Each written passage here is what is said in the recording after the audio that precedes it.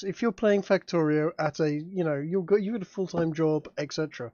We work less hours than you. It's more than I've got a full-time job. There is something else going on that is a good thing, but I'll tell you about it later. Cool. By the way, we're live, so we're broadcasting all of this to the world. I know. Hello, world. Which is why I'm not going to talk about it now. Right. Okie dokie. So, starting relatively on time for once. Sort of. Truly amazing. I don't see a coat with us. Indeed, but if we were to wait for him, we could very well not end up playing D&D today. True. I think I am going to have to ask him to go through special effort to try and turn up in the future. Which is... Oh well. In the meantime, is there something you wanted to say? I said it happens. Mm-hmm. That's what I said. Indeed it does. So, who would like to give a vague recap of what's happened in the last several sessions? I think Kiki should. Yeah, so I went to work and ran a fair and came home to find that we'd achieved lots of money. We then all went shopping. Pretty much sums it up, yes. We had good gig. It paid very well. And Bobby's little con didn't pay anywhere near as well. And then we went off and bought dogs. And a bear. And Ez bought a Yes, bear for some reason. Speaking of dogs, I have made a dog token for my dog. I saw that is one hell of a good boy.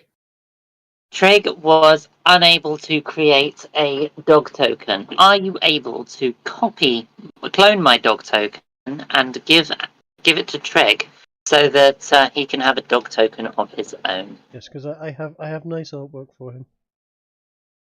Didn't we also get horses? That's what the dogs are for. You guys got horses, and you also got dogs, and Codgar got an obese bear. We'll work on that last part. Yes. What, the bear bit? We're just going to have an obese. No, we'll just have a training montage. It'll be like Rocky. Look, we've got an obese cat, and sometimes there's no actually making an obese animal not obese. He's not obese. What I'm actually going to do is generate a separate character sheet that can be filled out by Trig at his leisure. Okay. I mean, you'd be better off dragging in a mastiff and giving that to him, because then all of the stuff's filled in already for him. Yeah. I don't know how to do that. Really? You just drag it in from the assets. From the compendium? Yeah, if you look yeah. Type in mastiff, make sure you get the old one, not the 2024 one, because it's Is there any difference? Yes. Right, so if I just drag this onto the map, it'll probably do something. Hey, look at that. There's a mastiff now. And let's edit it. Put it in for Trig. And to be controlled by Trig. There we go.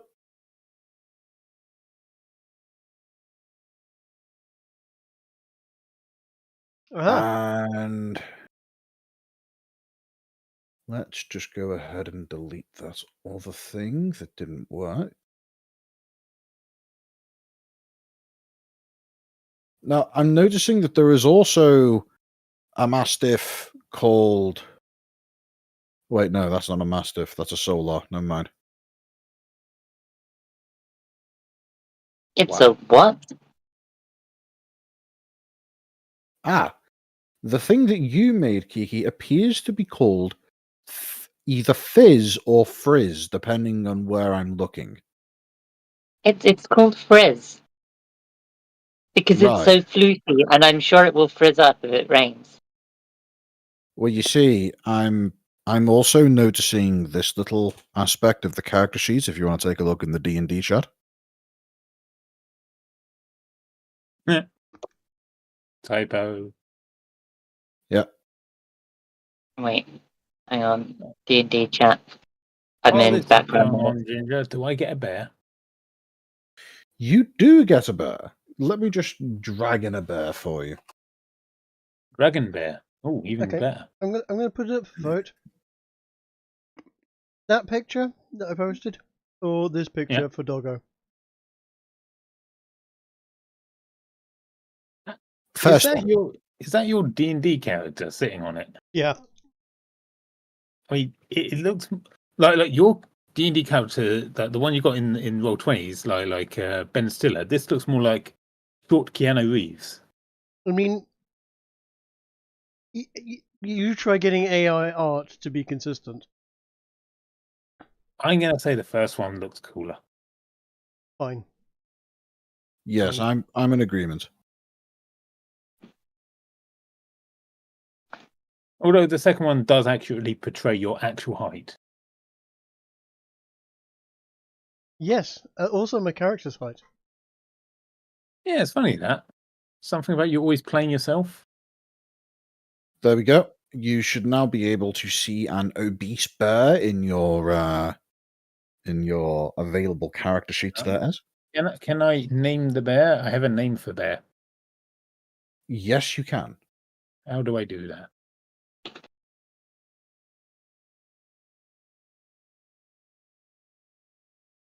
Oh my god, I've got I a see. photo for it as well.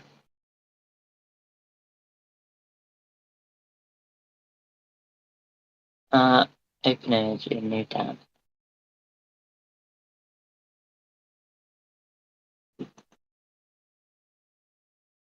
Gotta make sure I spelled that right.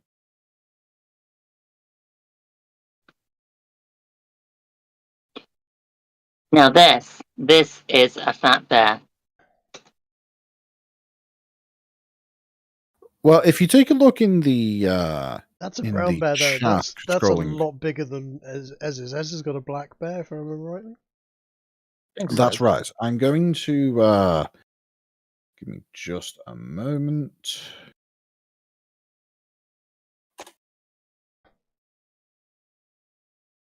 Here we go.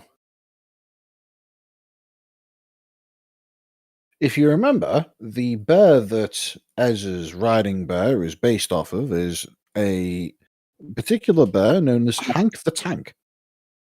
Oh yes. Oh my god. You had a really good picture of him last week, didn't you? It looks like Munin. You put a cat's head on that. That is Munin. There was one where it just looked like a loaf of bear. Yeah, like I said, it looks like Munin. Do you remember posting that one last week, Ginger? Where he just looked like a loaf of bear. That's the picture we should use. Are you talking about this one, or perhaps this one? I actually really like this one. Oh my god, that one Kiki just found. All three of these are brilliant. Okay. Just so people can see this. There is that he is the big round. He is round indeed. That he's the biggest bear. He's not smarter than the average bear. That is rounder than the average bear, boo boo.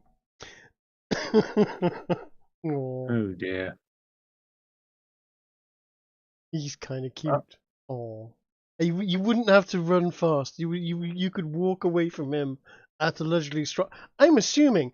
Then again, he is that big for a reason. Maybe that is it depends. If you're holding like something sweet, I don't think you're getting away. Bear in mind, the backstory for this particular bear is that it has been fed for the express purpose of being sold on to a rich person to be butchered for the sweet, fatty meat. Oh my goodness! So it's awful that it's CCTV footage because it's poor quality, but this is fat there. Oh my Oh, god! Jesus Christ! That's like. Have you ever seen those ones where like something really fluffy ends up caught in a small space, and when it comes out, it's taken the shape of the space? Uh-huh. This is what I expect with this thing. But yes, as far as I'm concerned, this is this what peak image right performance here look is like. the one.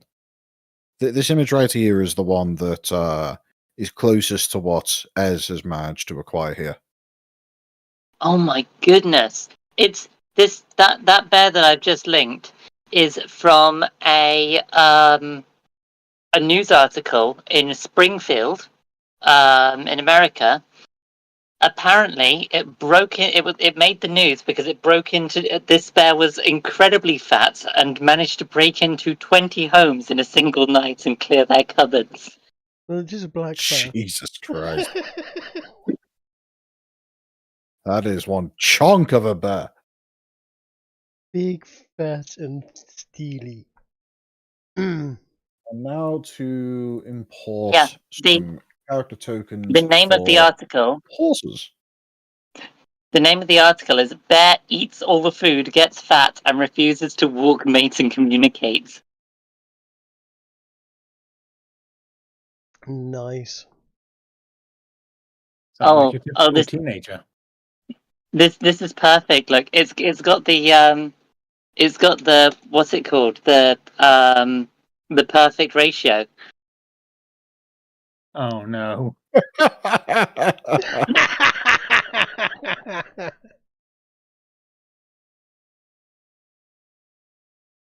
Literally what I was saying. This is what peak performance looks like. Absolutely. That is. Is that why you wear a golden ratio T-shirt all the time? I don't wear a golden ratio t-shirt. I have a nice book Well, about you it. should. What is that line of questioning as? You don't do you. Is that why you do this? I don't do that. Oh, you should do this. Tautological arguments. The best sort. No. No, I disagree. Right. You just don't want to have fun. I do. I do. I'm desperately trying to find some. Do you know where any is? At the other end of Ginger creating horses.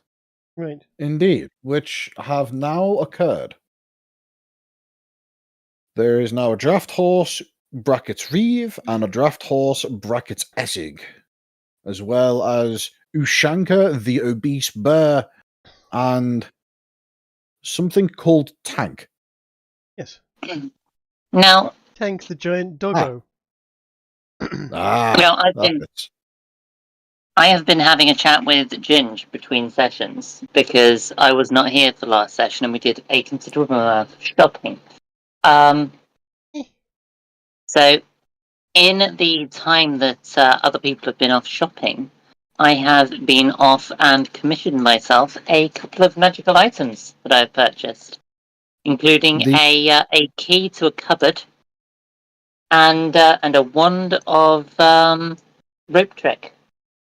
For reference, these items would have been acquired quote unquote off screen during the period in which you all travelled over to Port Manly and back.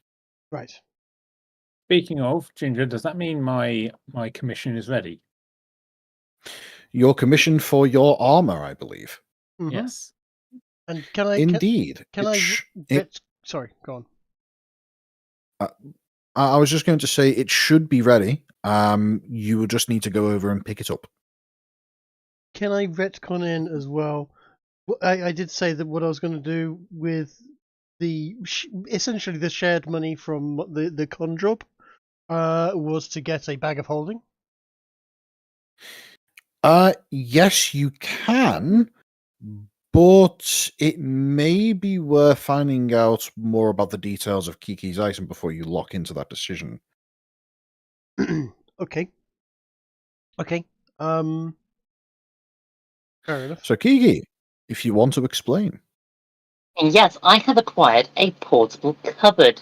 It is essentially it's a key that I can turn in the air in order to open up a doorway that leads into essentially an extra dimensional space, like a little office space. It's 5 foot by 10 foot, and I plan on putting a desk and bed and some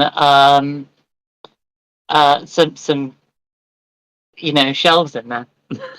So 10 foot by 5 foot, did you say? Yeah, that's about enough space to fit a single bed, and you can fit the single bed sideways across the edge. Actually, it's a halfling bed. I was going to say that's plenty of room for a halfling. Yeah, it's practically a living room. Yeah. Absolutely. Mhm. It's like a studio flat for a halfling. I mean, or a New Yorker. Yep. Or a Londoner. Yeah. Actually, no, it's a bit big for a Londoner. Never mind. What are you saying about my home? Haven't you seen some of the studio apartments that have been being created recently? No. Oh, they're awful, dude. You know my computer room. Your study. Yeah.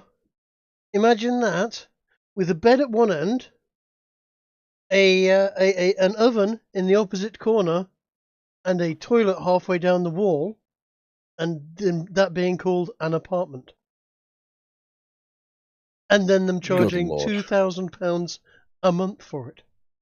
You should never have the toilet and the oven in the same room. I agree. You should never have all of that in one room of that size. But yeah, that's what you're looking Here we at. go. As this is student flats or something. Oh, have you got? No. As this, I've got an image. This is a London micro flat. Oh, it's not posted. AVIF, Hang on. what the hell was this? Copy image. That's the same thing that happened when I tried to paste the image earlier. Change the name Use to the snipping .png. tool. Just take a snipping tool of it. Yeah, you're right. Snip. What about that thing? Yeah. Oh, that's luxury though. That's £800 per calendar month as well. That's actually luxurious in comparison to what we're talking about. That space is actually quite large for I'm talking about this, and this is the entire flat. Christ. The bed is above the microwave. Yep. Which is actually remarkably unhealthy. The vents are there. The screen is on the front. I'm surprised it has a window. Oh, that's a luxury window as well. Look how big it is. So that is wall of fence. No, that is in Clapton. Yeah. It is 7 square meters.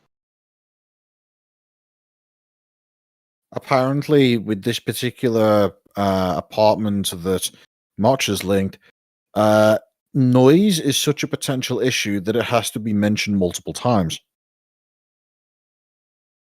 I used to have an apartment above a nightclub in Nottingham, and noise was a significant issue in that place. To the point where I had to get a super soaker, fill it with water and cayenne pepper, and my window was directly underneath a spotlight. So my window was actually shaded and they couldn't see into it because they'd have to look directly at the spotlight. So I found I could open the window and just hose down the wankers driving their Subaru WRXs with extremely loud subwoofers blasting nonsense out at 3 a.m. on a Saturday and a Friday night to the screeping and yawping of scantily dressed bints. So I found, basically giving them a bit of taste of homemade mace was something that they couldn't identify and didn't like. Did make them go away. See, I've heard that if you want to really freak them out, what you do is you take some warm water, add just a drop of yellow food dye and a generous sprinkling of salt, and spray that at them. Oh, that's just going to make them slightly yellow. What I was doing was Yes, but it'll make them think that they're being pissed on from a great height. Yeah, no, I mean a bit. This would, what I was doing would sting if it gets in your eyes and irritate the skin, and basically be mace. I You could always do both. mean, sure. I'm sure the street side whores are familiar with burning piss. Mm-hmm. I mean, this was a long time ago, and I'm pretty certain well past the what is it, the period of time that you have to go before you can be charged for what is essentially mild assault. But, the things you do when you're a student back in the. So yeah, check out this £600 a month flats. Yeah, thanks to your typo, that was very that was if that was actually £66 a month, I would say, well, shit, that's worth it. But no, for 600. That's right. That's nothing. You should see the prices that people pay in New York. My uni dorm was £775 a month and was about that big. Oh Christ.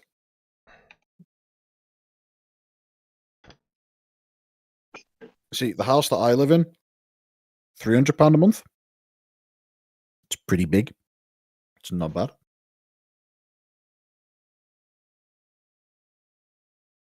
But yes, I do have a bit of an unusually beneficial situation, given that I'm living with a friend who literally owns the house.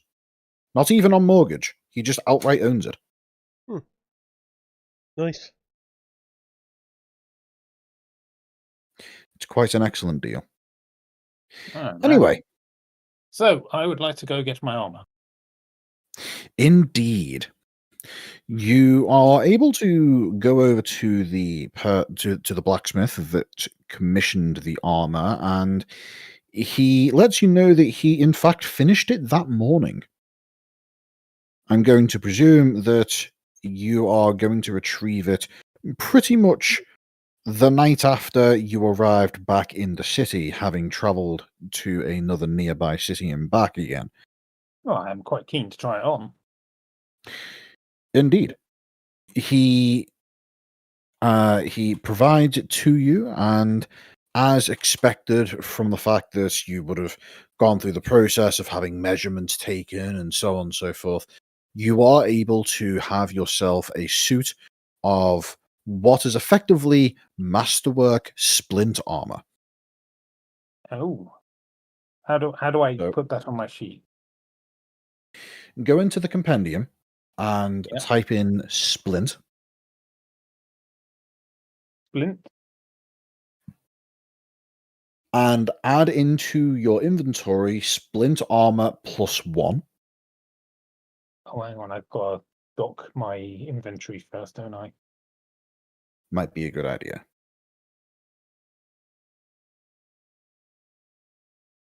I normally have it floating. A +1, you said, yeah? That's right. Once Okay. you've dragged it into your inventory, make sure that it is that the splint armor is ticked and any other forms of armor are unticked. And then rename the splint armor to alumentum armor, or alumentum splint. I'll spell that for you in case you've forgotten. Yeah. Oh, it's added it twice. That's annoying.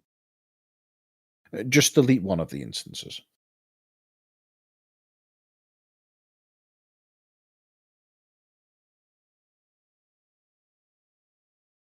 I'm not sure how to rename it. Oh, there we go. And then I have to add like some resistances to it, right? Indeed. You just simply add in cold resistance. I'd recommend that you create a separate thing in your character sheet. See where all of the abilities are listed. Just add in one that says resistances / immunities, and just simply add cold damage to that to the section for resistances. Ability. I don't know where that is. Oh, the bit on the right. Yes.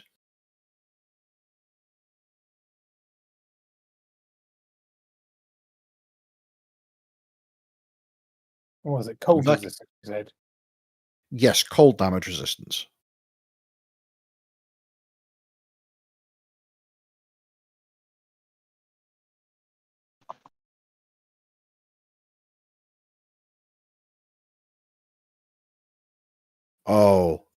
Oh, Trig, if Motch has never shown you the bathroom, Jesus Christ.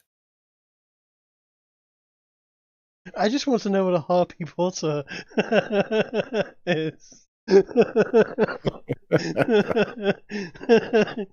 You should also have resistance to poison as well, given that you are a dwarf. I think I do have that somewhere, but I Yes, don't know where. it's a racial feature. Racial trait should This be. one. Resistance against poison damage and advantage on saving throws against being poisoned. So yes, in your inventory, on the part where it says resistances / immunities, this one, you want to add in cold damage to the resistances.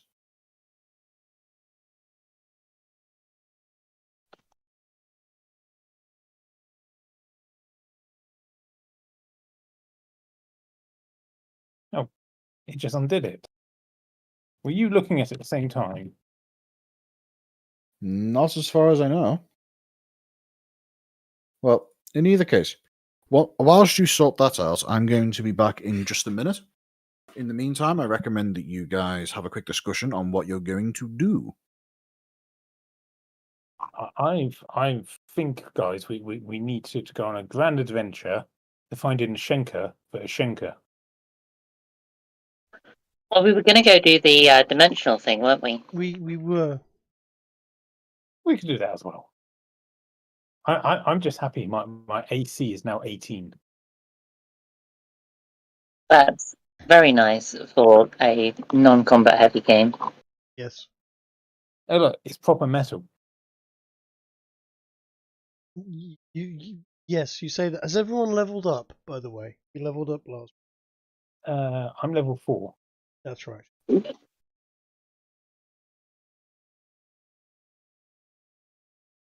Motch, what level are you? The number on my sheet says 4, so I'm presuming that's correct. There we go. A2 level. Well, do we want to do anything before we go to Astral Land?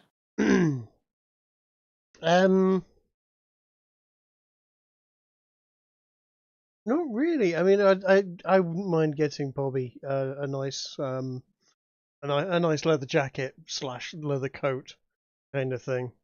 I'm assuming because of height, a leather jacket would be around about knee to ankle length. Yeah, it'd be more like a leather robe. Not a robe, no. More like a leather overcoat, but yeah, trench coat kind of thing, but with kind of rock and roll kind of esque elements to it. Essentially studded leather armor, but that looks a bit more rock and roll, and something between the Matrix and Led Zeppelin. Why don't you ask the DM? I think I will. Studded leather armor. Sorry, what?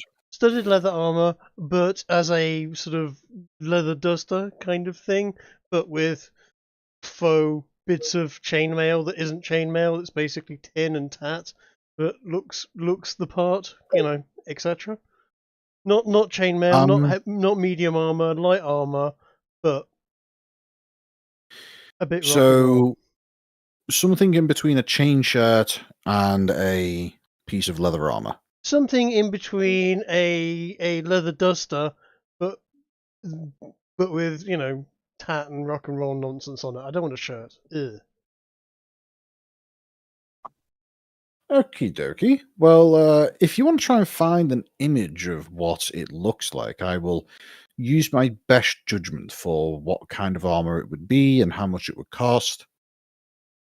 Let me see if I can come up with something. To me, it sounds like that what you'd be describing would be on the upper end of light armor and on the lower end of medium armor. So Yeah. depending on how it ends up looking. No, it must be light armor. I can't wear leather armor. I would not buy leather armor that was medium. I can't do that. There's no point in it. I may as well just buy a nice rug, because that is what it will be used. Right. I can only use light armor, so I will only buy light armor.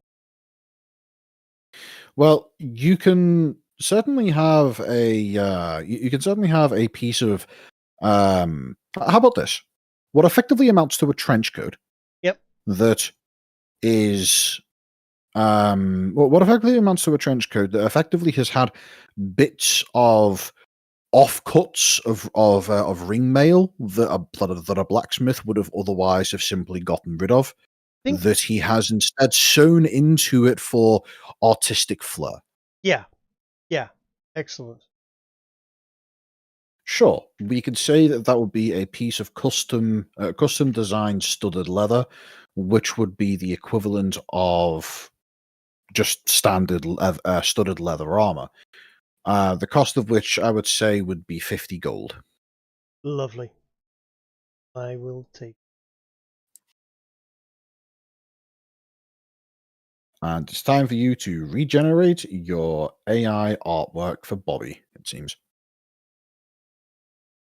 Not really, because it looked roughly the same as what he's wearing. If you look at his actual main picture, I'm actually trying to bring it closer to. Yeah, I can see that. Fair enough. Well, the current image used for Bobby does kind of cut off at the shoulder, so Yeah. Unless you have something that's a more zoomed out version of what's currently used on your token. You know what? I typed in fantasy leather duster with chainmail bling, and it gave me this. Which, you know what? I'm looking forward to this. You know what? Bobby would not look like this.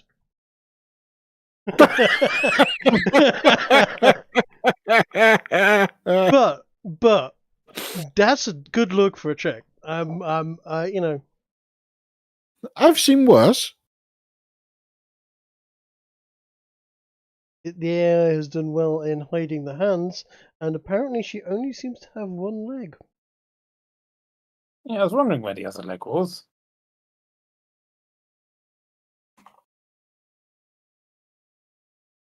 But yes, along that sort of a theme. But okay, we will. There we go. Obligatory Yeah, ping there. there you go.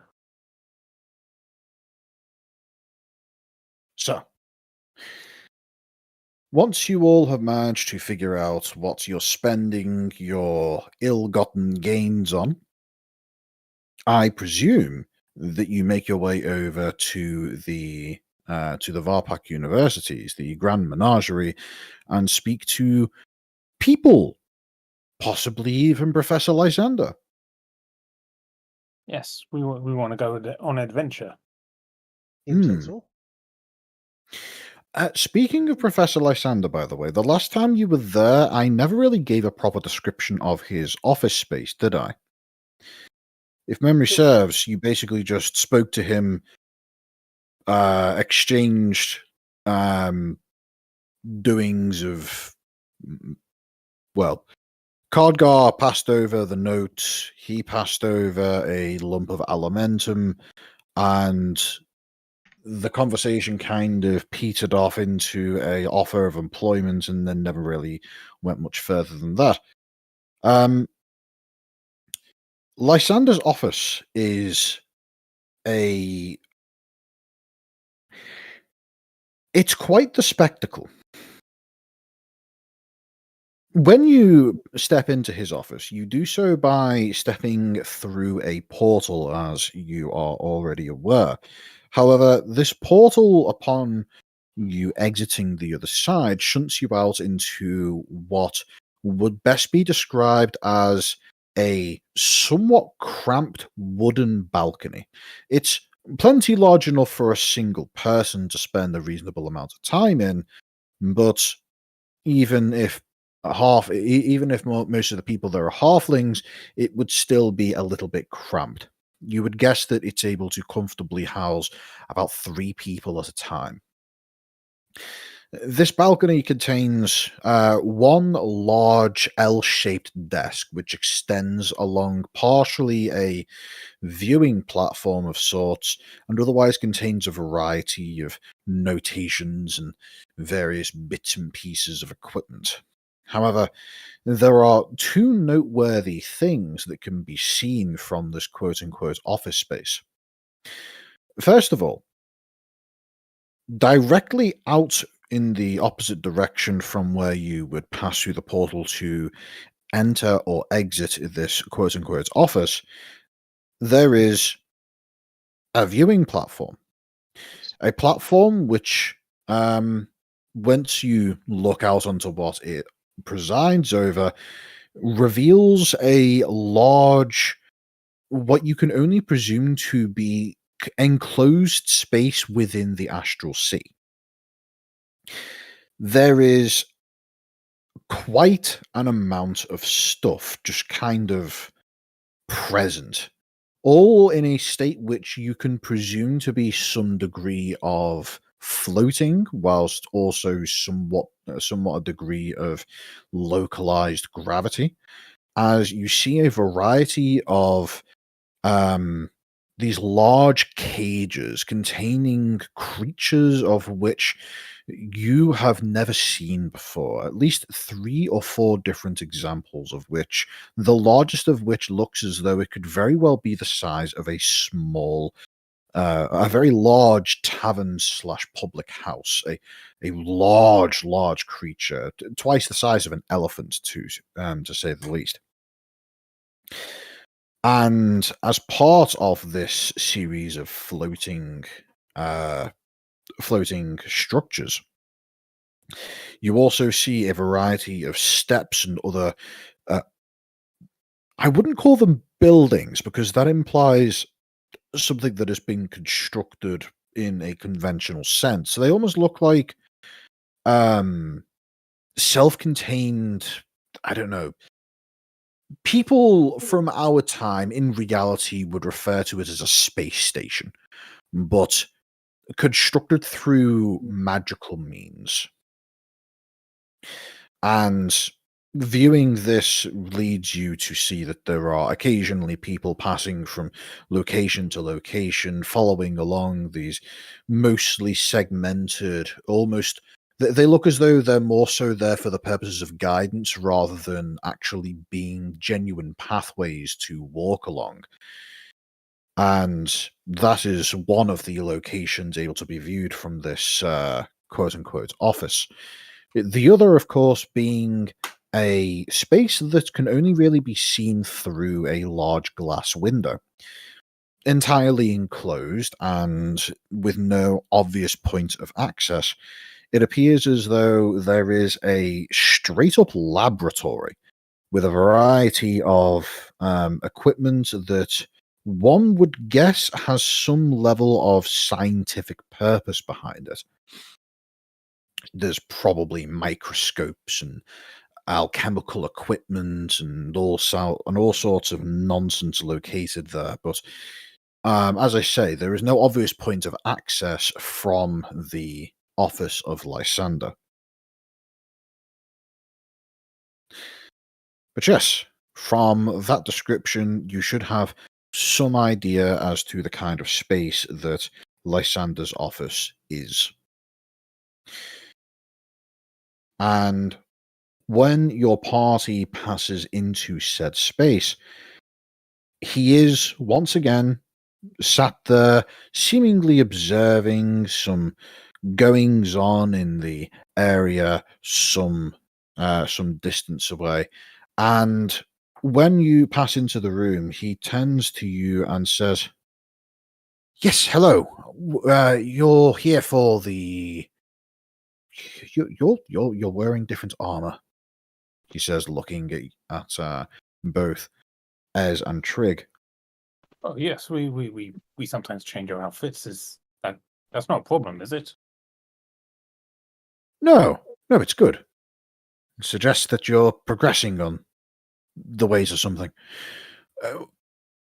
Are you ready to begin your expeditions? I believe so. I think we are. I think we're ready. I think we're quite excited for it. We did come here for that reason, so I think we're ready. I mean, perhaps nipping to the bathroom and grabbing a bite to eat or something, but yes, pretty much ready. Let's do it. Etc. In that case, I'm going to have to ask you to wait for a short time. There is somebody that you need to be introduced to. And you see for a moment he reaches into a pocket and pulls out a wand before waving it in the air for a moment and then saying, "Okay, the individual is aware that he has been summoned.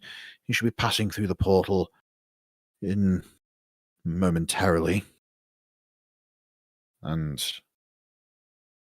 as the room goes silent and the awkward silence progresses, a few moments pass before the portal begins to light up, indicating that there's probably somebody about to pass through it.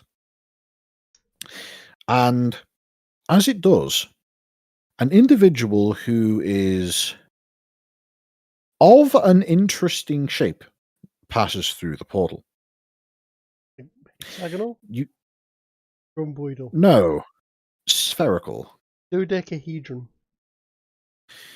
You see as what you presume to be a gnome, only absurdly fat, makes his way through the portal.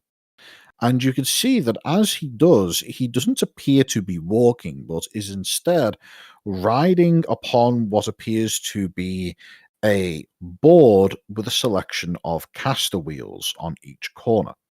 So he looks more like a dome rather than a gnome. Indeed. When I say spherical, I mean, you know that that one member of the Al Qaeda that they found, the one that was just comically obese, the one that they caught on the back of the pickup truck. Yes, that's the one. Like similar body proportions. Yeah, the similar body proportions to that particular fellow. He is as tall as he is broad. And in fact, this wheeled board that he is riding in on, you actually can't tell if he's sitting or standing. You presume it is somehow both. And as he makes his way into the area, he looks to the group and says, "Is this the party?" Yes. Very good. Follow me. And he turns around. As we follow, I'm gonna say under my breath to Bobby, "Yeah, I bet this guy knows how to get around." I'm surprised he needs the board with the wheels. You could just roll. Well, I presumably you say this after he's passed through the portal again. Oh, absolutely, yeah. Oh yeah. Otherwise, we'd be rolling for vicious mockery, Ginge. Yes. Indeed. Lysander. I wonder if he knows Sisyphus. I mean, he must be the rock, right? Lysander looks at you as you leave and says, "Don't mock him. He's far more competent than what he looks." Okay. All right.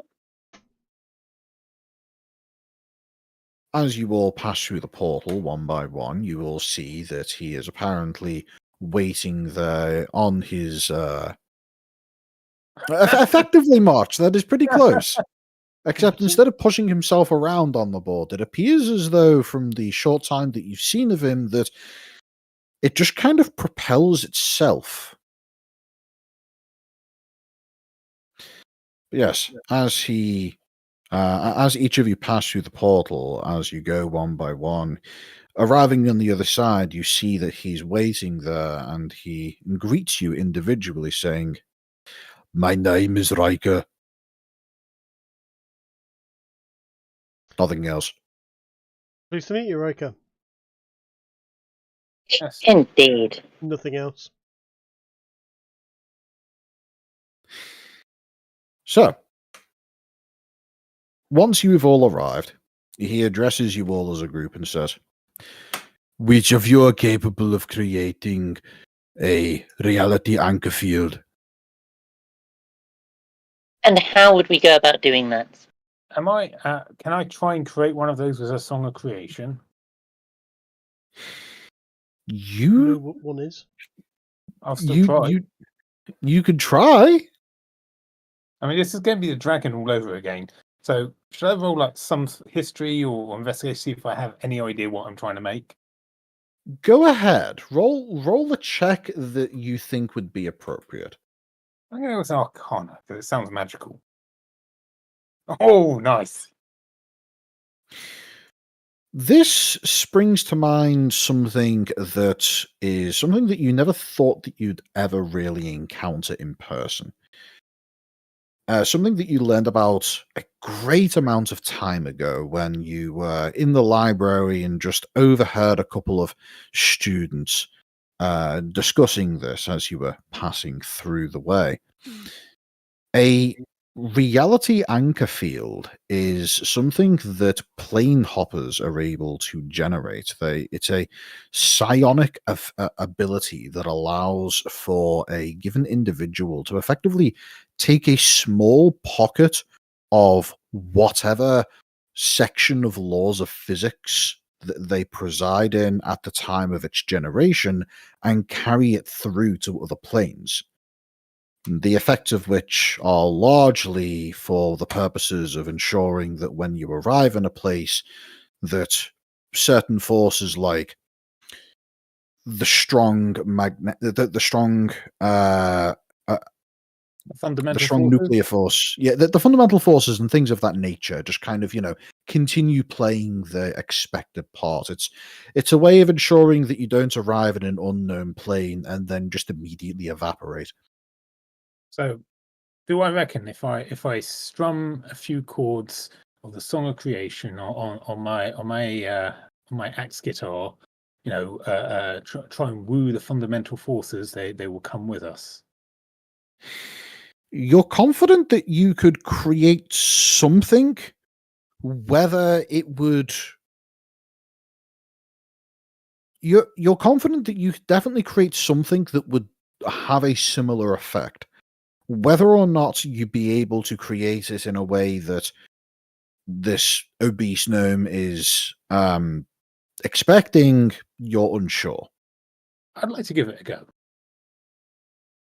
Okay. So what do you say to the man after he addresses this question to you?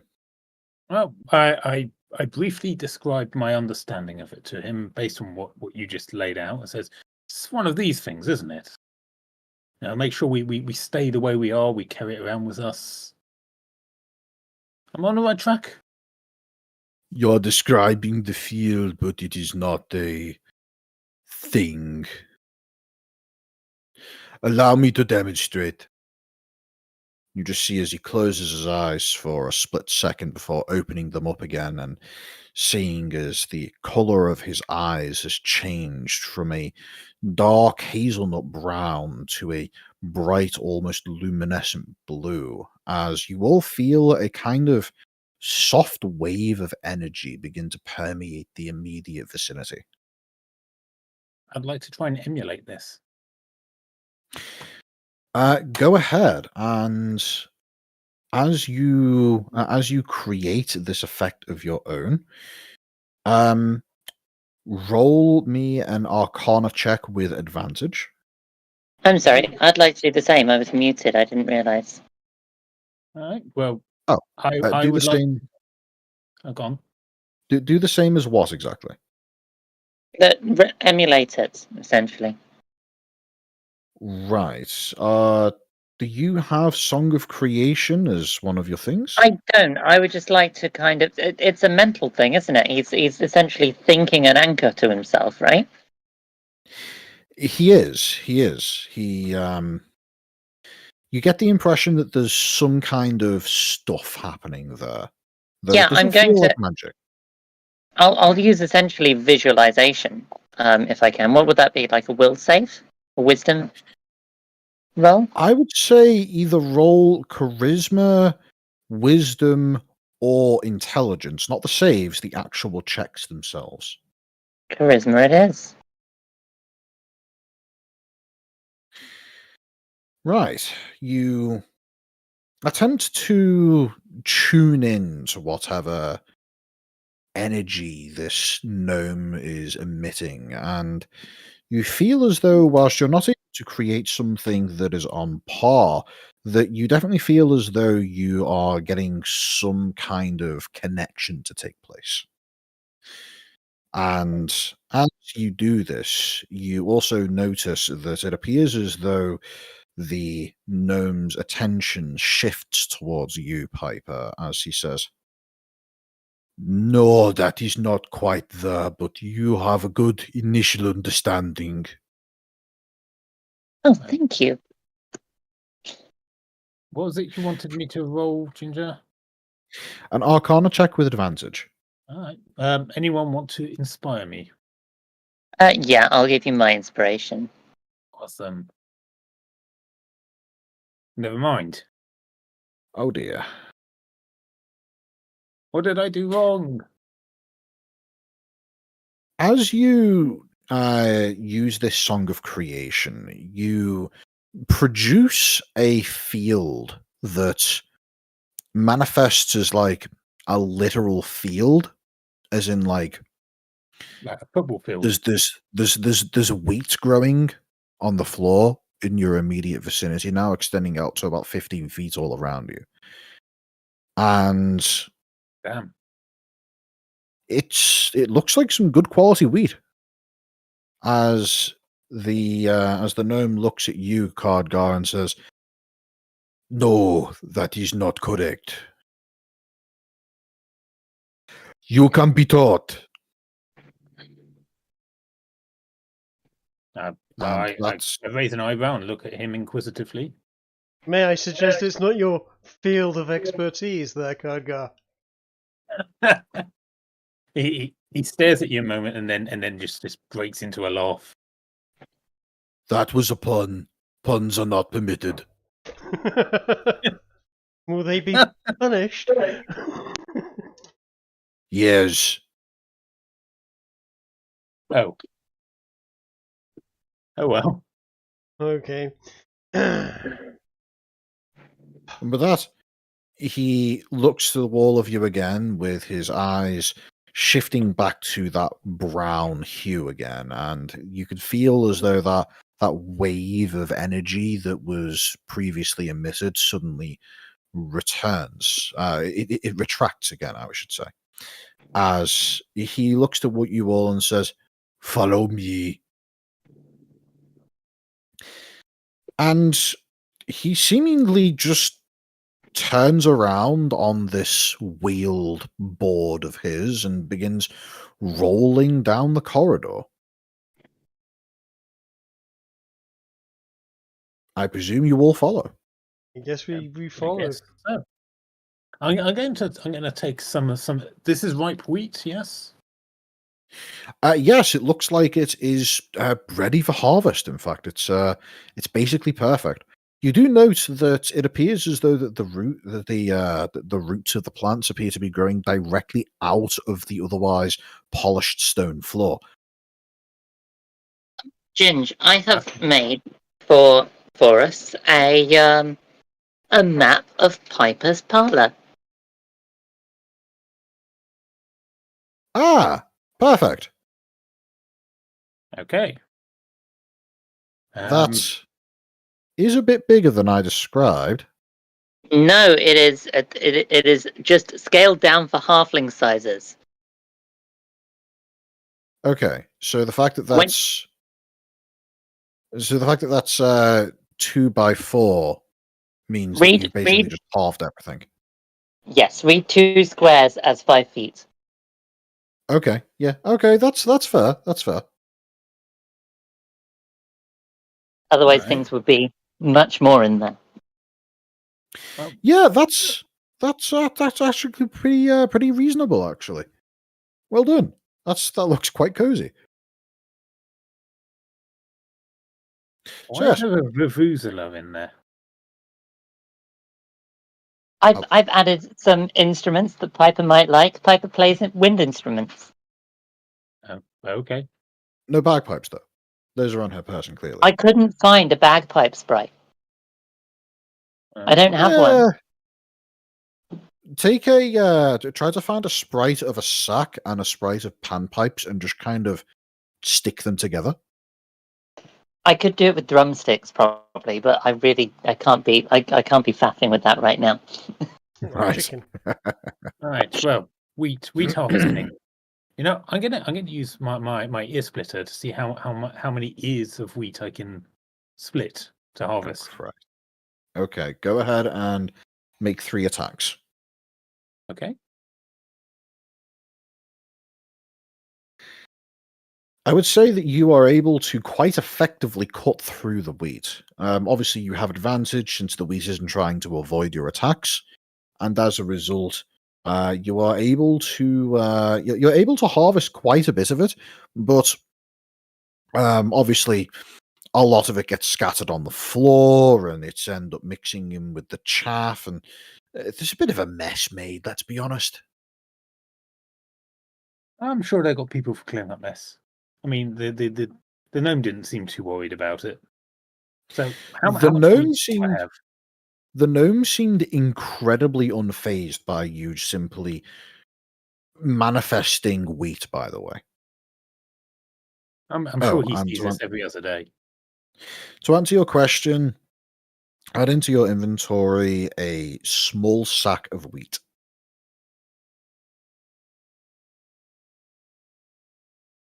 This could come in handy, guys. Oh, I'm sure. May need to grind it into flour first, but Or ferment it. as you begin traveling along, the gnome doesn't appear to be interested in engaging you with any further questions, but does respond if you have any questions for him. And unless you ask him something, he eventually takes you through a series of corridors that ultimately arrive in a large circular hall of sorts with a rather impressive looking contraption that appears to be hanging down from a central complex that is built into the roof of this structure. To describe it, imagine an archway, but upside down. So Like what, giant horseshoe. less horseshoe and more. Okay, imagine you have a string of beads, and you hold it on, and you hold it at the two ends, and just let it naturally fall into a curve shape. Imagine that kind of structure, except it appears as though the point at which this string of beads is being held is attached to a large series of it almost looks like technology. You can tell that there's definitely some weirdness happening with it because the room just seems to be energized. The air itself seems to be electric. And at the side of the room, you see that there is a small there's a small series of terminals with a female human sat at them who, when she sees all of you arrive, she waves in your direction, and you see that her waved greeting is responded to by the obese gnome with just a simple nod of the head. Upon arriving in front of this structure, Reika looks at you all and says, "Are you all familiar with the elemental plane of air?" That's the windy one, right? Yes. I'm quite accustomed to wind. All of my instruments are wind. His eyes narrow in your direction for a moment and says, "Describe to me the expected apparatus that you would need before traversing such a place." Well, let's see. Maybe some panpipes, a flute. Bagpipes are always nice. There's always a place for bagpipes. A zeppelin. I expected that you would not be familiar, but I did not think that you would have no ideas. The Okay, elemental I'm plane guessing of there's lightning. The elemental plane of air consists of a variety of floating monuments, structures that do not obey the laws of gravity. I will be able to create an area where gravity exists which shall come to your advantage, but otherwise expect to be floaty. So, rope and hooks, then? Does that mean Would if be we a- jump at something, we'll just keep going until we reach it without falling back down? Or miss it? Just carry on. No, No. that would be very convenient. Are you good at swimming? I can swim. Yeah. The air is thick, the gravity is not. If you could swim, you may be able to fly. Fantastic. nice. Well, that sounds fun. My doggo can swim.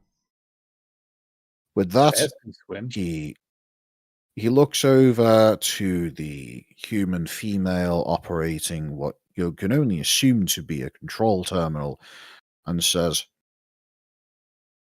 "Gatekeeper, take us to the plane of air." And once again, you see as his eyes turn blue for a moment, and you feel that shift of energy occur as what you can only presume to be this reality anchor field of his extends out. I would like to observe carefully and see if I can learn how to better what my one. Okay, quick question. I know the horses and the and the bear couldn't follow us into the campus. Were the dogs allowed on campus? Or do we have two mastiffs with us that are currently discombobulated and floating? I should have explained. Mhm. Your companion animals, when you revealed the fact that you were going on an expedition with the menagerie, they were allowed through. However, a guard accompanied you as you made your way through the university district. Right. I was gonna say, do I need to put a little vest on it that says support dog? Yes. The animals, when you arrived at the menagerie, they you were basically given the option to either have the animals placed into dedicated cages, or if you were willing to sign a waiver, have them brought with you. Oh, definitely. A I'll sign waiver. the waiver. Yeah. Absolutely, yeah. Yeah. Motch, do you want to bring your horse? Yeah, it makes sense too, especially if everyone else is bringing their animals. Flying Hey. horse that swims. Horses can Horses swim. can swim. Horses are quite strong swimmers, I know it's going to be great. although they're also quite buoyant, which might be interesting. Hmm.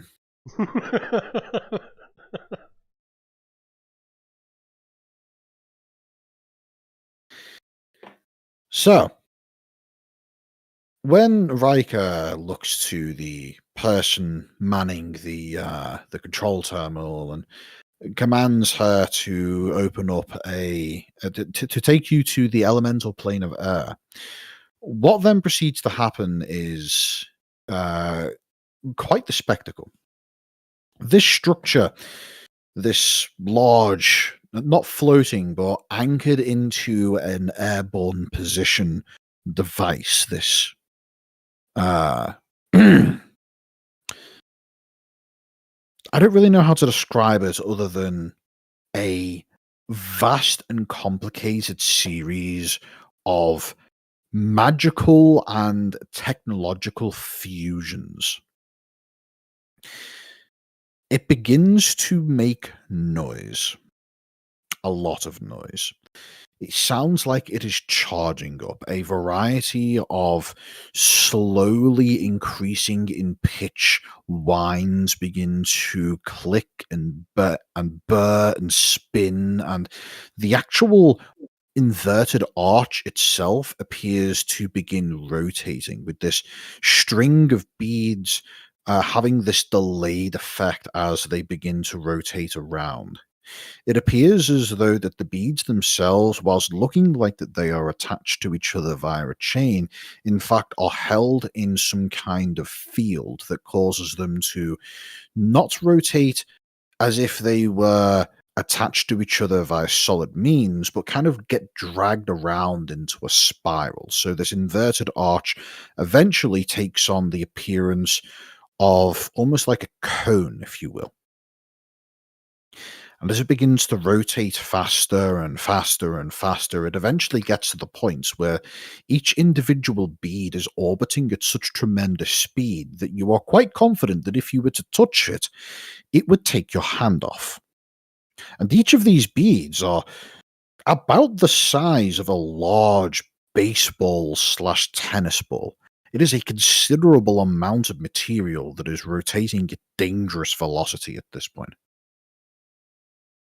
And as it begins slowly spinning up, and once it gets to this point of looking as though the entire structure is a literal death trap, a great blinding flash of light occurs, and suddenly this inverted archway, this cone of spinning death, is suddenly replaced with a doorway. A doorway that appears to have a tremendous amount of air blowing out of it. Thankfully, it appears as though that the opening of this doorway is quite low to the ground, and you are able to step towards it without too much issue. At this point, by the way, the various animals in the room are not happy. The horses are having a good old freak out, especially. I will be holding my hands over my dog's eyes and talking to him calmly whilst this is going off, so he can't see what's going off. I shall give mine like the butt rubs and tell him he's a good boy and calm. I'd like the pair of you to roll me animal handling checks. Certainly.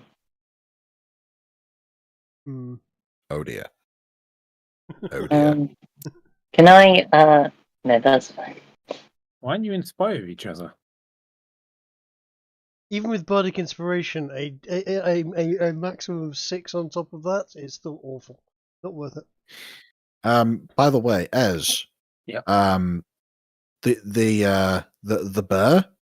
Yeah. Also isn't particularly happy. It's making lots of bear noises. I'm going to use this spell in order to let it know that it'll be fine if it stays near me. Righto. So, let's see. It needs to roll a wisdom saving throw.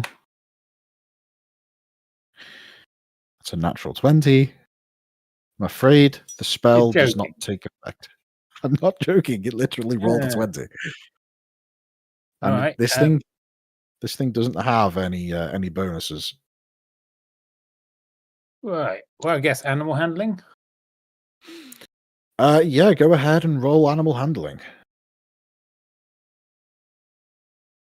So, Go ahead and describe to me what you do to try and calm the bear. Bear in mind, I'll describe to you what the bear's doing, by the way. Yeah. Whereas the horses look as though that they are trying to bolt and are effectively being held in place by Essig and Reeve, and the dogs are looking like they're just trying to, get behind something. Like they're trying to just they're just trying to be further away from the portal than what their owners are. The bear is sat in place, just going, "Wah, wah, wah," just not happy. It's not trying to move, it's just very obviously distressed. Okay, well, I'll approach it and be talking to it softly, saying things like that, it's all right, don't worry, as long as I'm here, I'll make sure you're fine, those sort of things.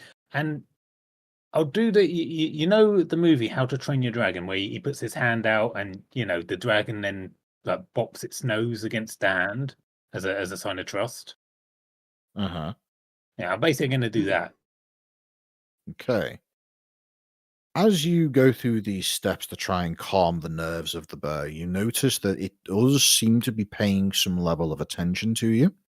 It goes from mouth open making bear noises to mouth closed making bear noises, just at a less intense volume, but is still obviously not happy. When I get up to it, I'll give it its side a gentle rub just to reassure it that everything's fine. When you get closer to it, you notice that it's drooling. Oh well, I guess I'll give it something to eat then. Let's see. I think I haven't put it on the sheet, but when I bought the bear, I think we were talking about getting preserved meats for it. Yeah, I remember you doing that. Okay, so I'm gonna give it a snack. All right, so you just give it a wad of jerky, I presume. Yep. Giving it a wad of food does seem to work considerably more than most of everything else that you tried. It immediately stops making unpleasant bear noises and starts making unpleasant bear eating noises. That's an improvement. Mm-hmm. And yeah, you get the impression that the route to this particular creature's heart is definitely through its stomach. Oh, it must be pot dwarven. In any case, the portal is at this point open, and Riker has looked at the remaining members of your party, sees that the dogs are very much not under control, and looks to Piper and Bobby and says, "Do you need assistance?" No, we'll be fine. It's just a little freaked out by the portal. I'll be He okay once stares they're through. He stares at you for a moment and says, "I would not recommend bringing the animals. But we've I only have just never- caught them. They can be put into storage."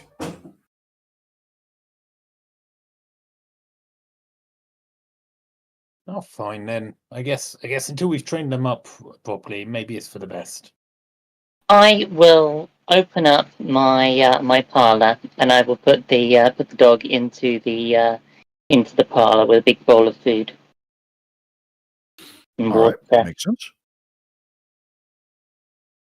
I will. You know what? I'll put Tank in there as well. That I can. How much air is in this parlor? It's a room. I'm going to say that the parlor has sufficient air recirculation that things suffocating whilst inside it are not a concern. Ah. Well ventilated shoebox. Indeed. So the two dogs go into the parlor and it's a bit cramped. It's really going to be, Yes. yeah. I mean, one of them can sit on the bed and the other one fills the rest of the room. They can both sit on the bed. They can sit on either side of in each. They're not going to both fit on the bed. They will flatten the bed. They may break the bed, but they will fit. You've seen dogs fitting into unusually small spaces. It's like cats and boxes. I'm going to go back in there later on, and all the furniture's going to be trashed. And slobbered on and mildly chewed. Yes. So, Motch, could you roll for me an animal handling check of your own, please? Given what you've described there and my own knowledge about horses, this would be with advantage. And with a 12, that's a bit more effective, I would say. You are able to get it to the point where it's no longer looking like it's trying to find an open field to bolt to.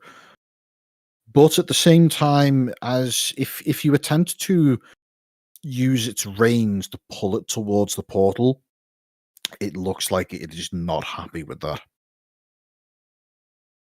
And at this point, Essig, who is he's just completely unimpressed with the apparent lack of training of this horse. Here's a hint: they weren't trained at all. Essig just simply says, "Right, somebody take the horse away. I'll come and get it once we're done here." And practically snaps his fingers at the person operating the terminal to call for someone. And a moment later, somebody does arrive as Reika looks at the party and says, "I would still recommend leaving the animals or allowing me to overcome their will." Oh, that sounds horrifying. No, I It's don't, I why- don't. I don't want you brain breaking a horse. I think I'd rather just leave it behind. Very well. I've already requested that people come and take the animals away. They will be safe. He looks at the bear. Mostly. No, hang on a second. What do you mean mostly? If the bear attacks someone, they will be forced to defend themselves. Gargo grumbles and says, "No, you're not putting down this bear. I just got it." The only thing that's in danger of the only thing that's in danger of that bear is food. It'll be fine.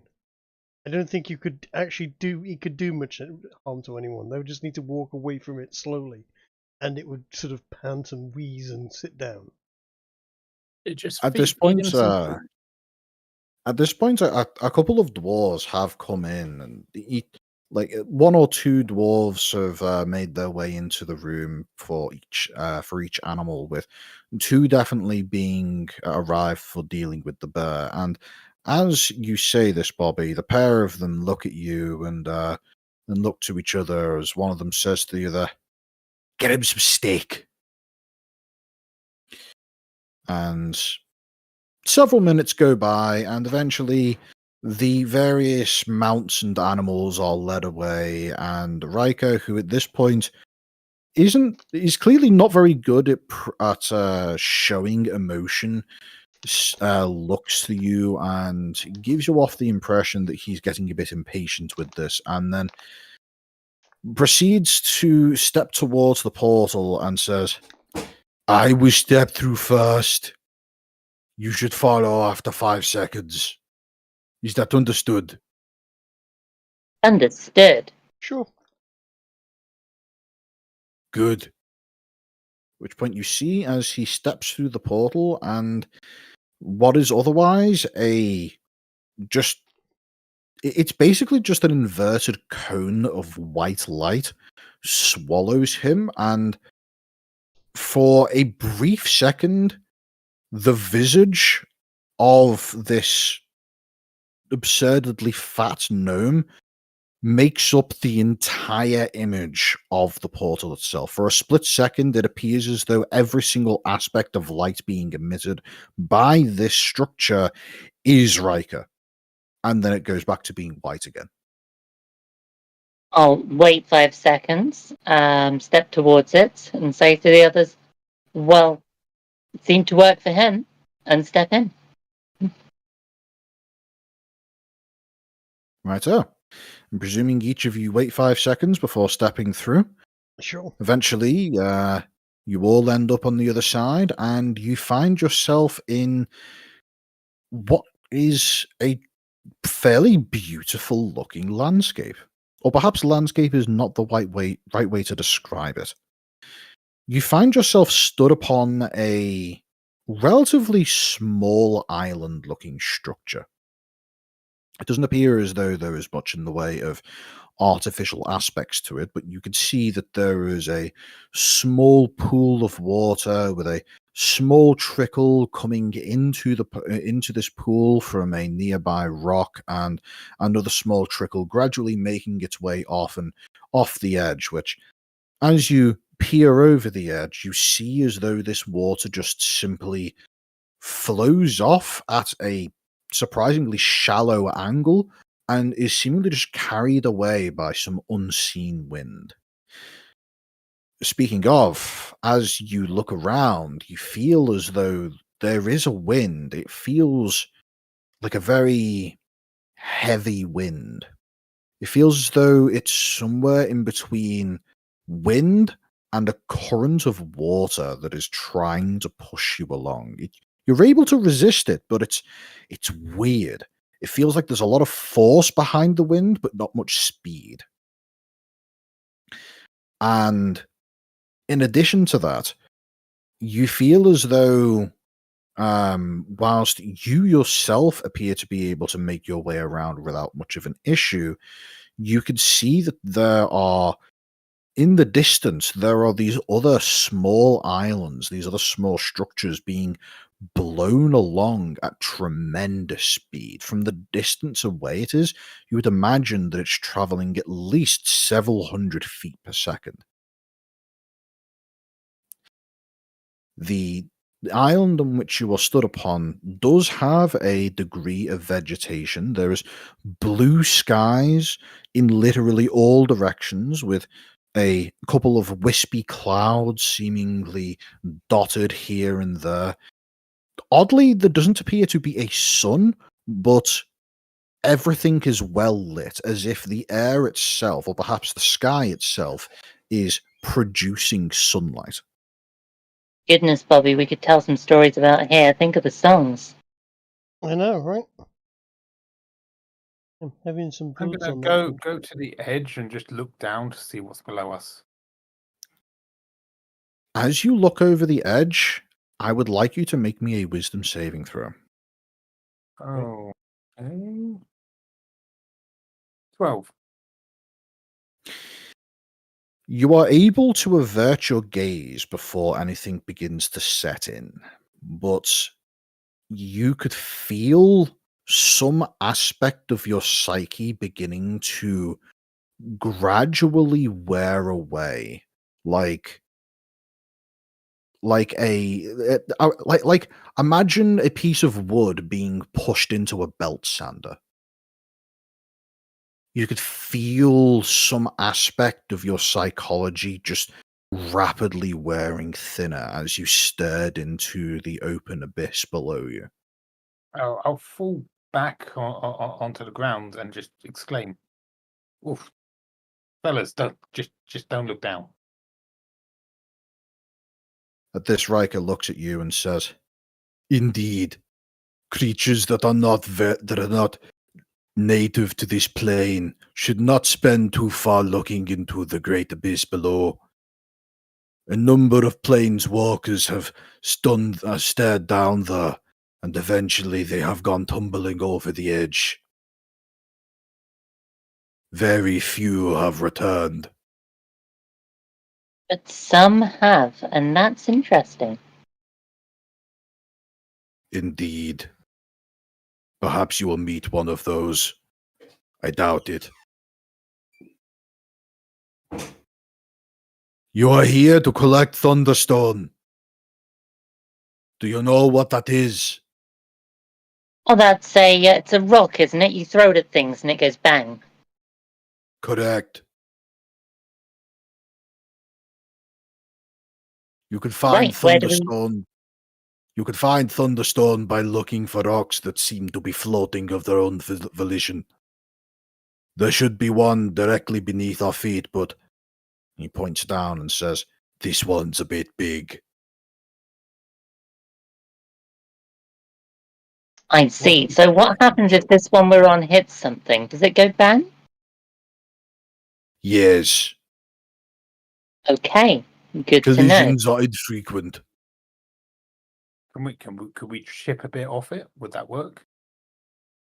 No, only the core is considered Thunderstone.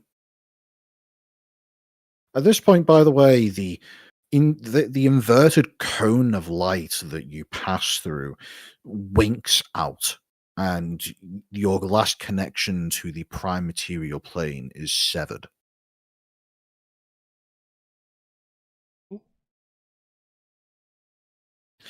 This doesn't appear to phase Riker, by the way.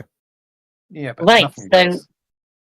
So Riker, you've done this before, I presume. Can you demonstrate for us, and then we'll know exactly what we're doing?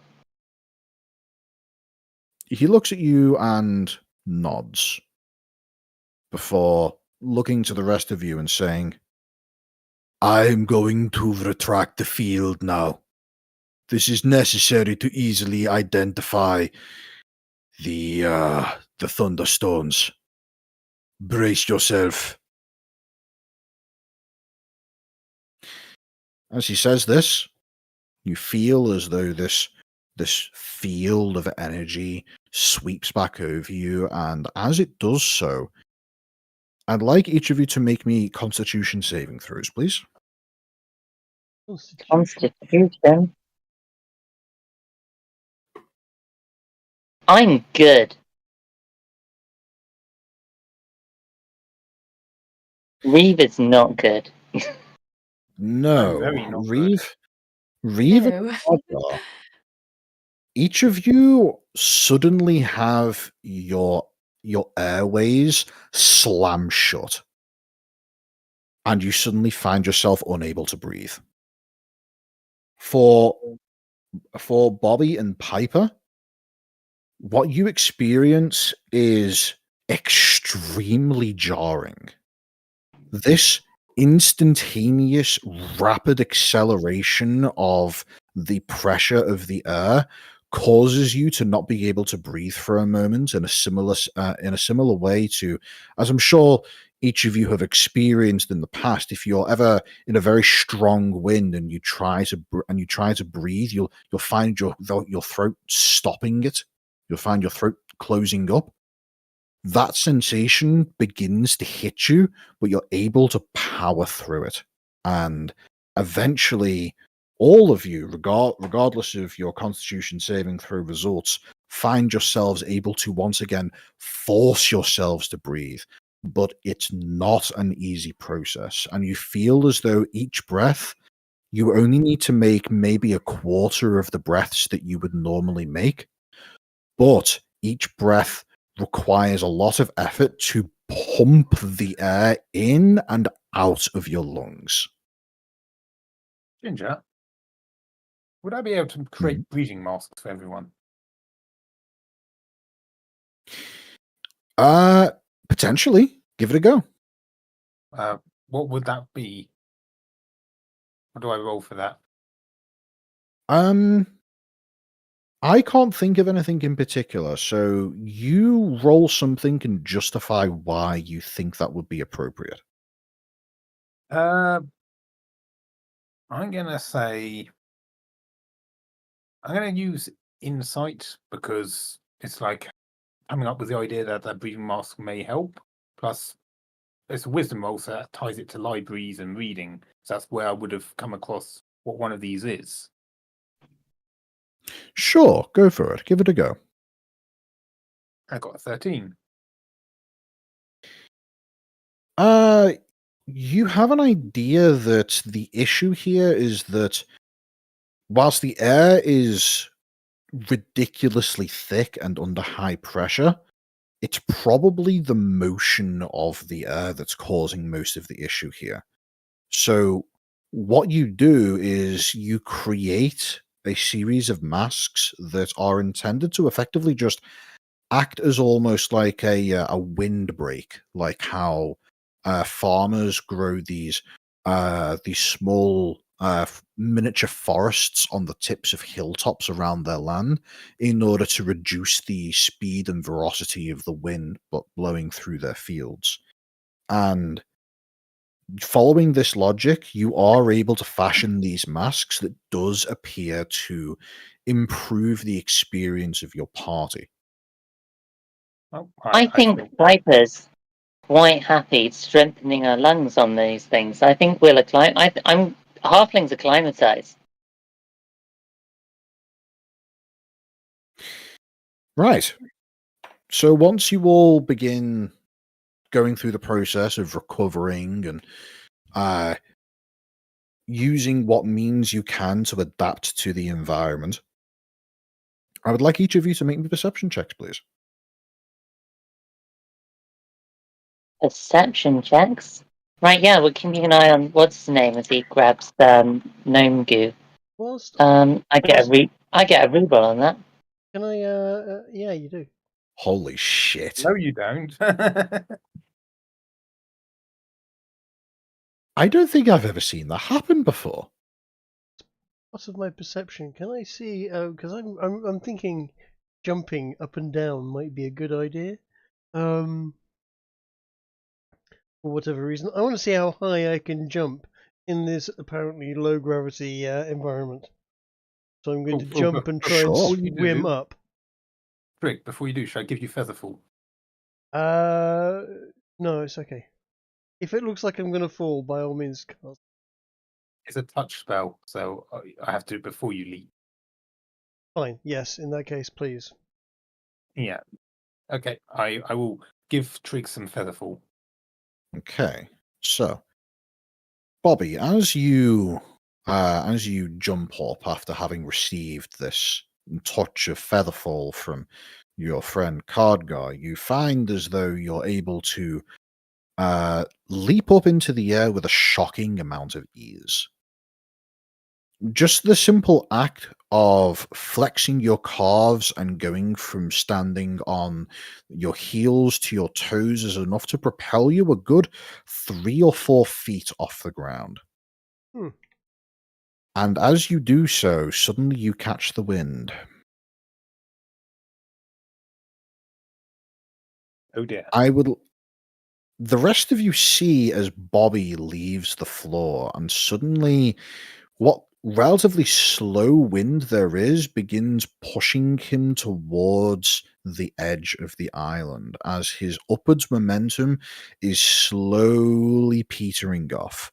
For reference, it looks as though that you're currently in a state of approximately 10% gravity, and because of Featherfall, that's been reduced even further.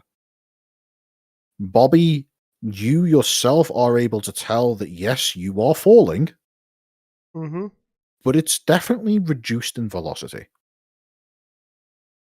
I will. Right. Am I being dragged off in any particular direction? You are being dragged off in a direction that we're, just for the sake of simplicity, going to say is southwards.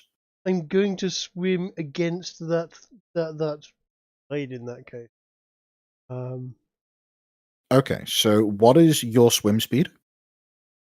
I don't know. If Isn't you it don't half your movement? if you don't have if you don't have proficiency with swimming, then your swim speed is equivalent to your walk speed halved. If that ends up as if it ends up as a non-even value, it rounds down to the nearest 5. Okay. I believe as a halfling that would set you to approximately 10-foot swim speed. Right. Yeah. Okay. What, 25? Yeah. Yeah, I suppose it would. That is enough to allow you to resist the blowing of the wind, but just barely. And the rest of you see as Bobby is now putting quite an amount of effort to try and swim back towards land, but in doing so Having a he great looks time. like he looks like he's struggling to keep his head above water. It's a very similar sensation. How high is he above the ground? Only about 5 or 6 feet. If one of the tall people was to go over and grab him, they could. Reeves, can you try and grab him, bring him back down? I can certainly try. What would I do for that? Reach up, You could grab. just run out. You just walk over and grab him. Yeah, okay, fair enough. You know what I meant. I don't need to roll for any of that. I can just sort of reach out and try and grab the halfling that's slowly floating away from us. Uh-huh. That's right. I mean, you could attach a piece of string to me and basically have a halfling balloon for a bit.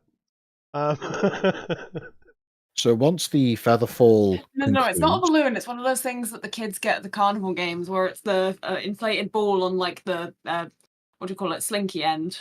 Yeah. Because it's still falling down.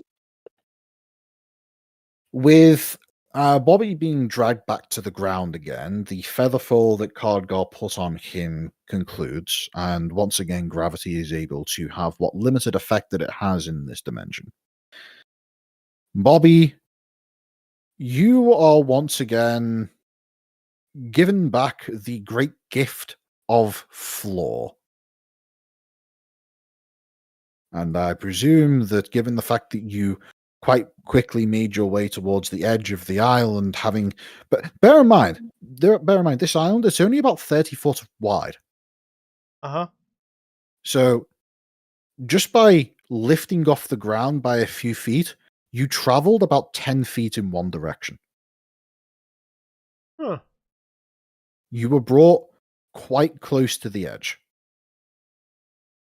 And during all of this debacle, those of you who rolled above a 10 in your perception were able to observe Riker make his way over towards a particular rock and pick it up and show it to the rest of your party before putting it into a small bag of his.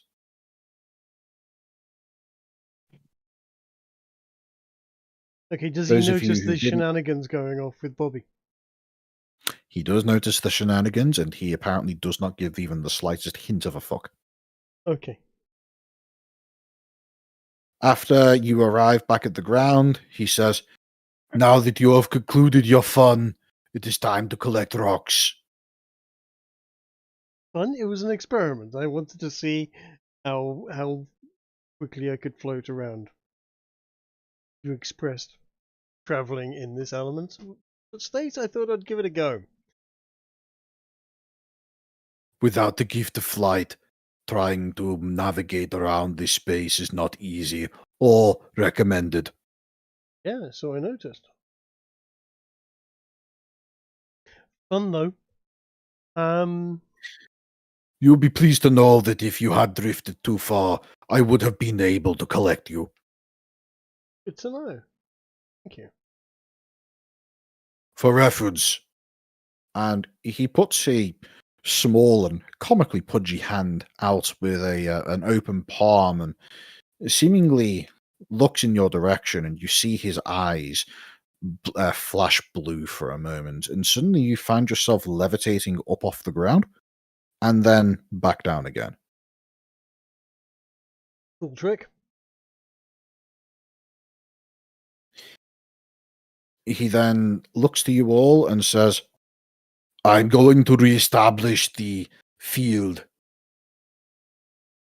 unless anybody has objections." Well, we need the field down so that we can identify these stones, don't we? No. He takes the rock out, and his eyes begin glowing blue again as the slow but impactful wind is suddenly reduced back to its current state, to its more normalized state, I should say, as he once again rolls over in this board of his and hands the rock to Reeve and says, "You'll notice how it has a slight glow. It is not visible when from a distance, but easy to spot when up close. It also feels shockingly lightweight."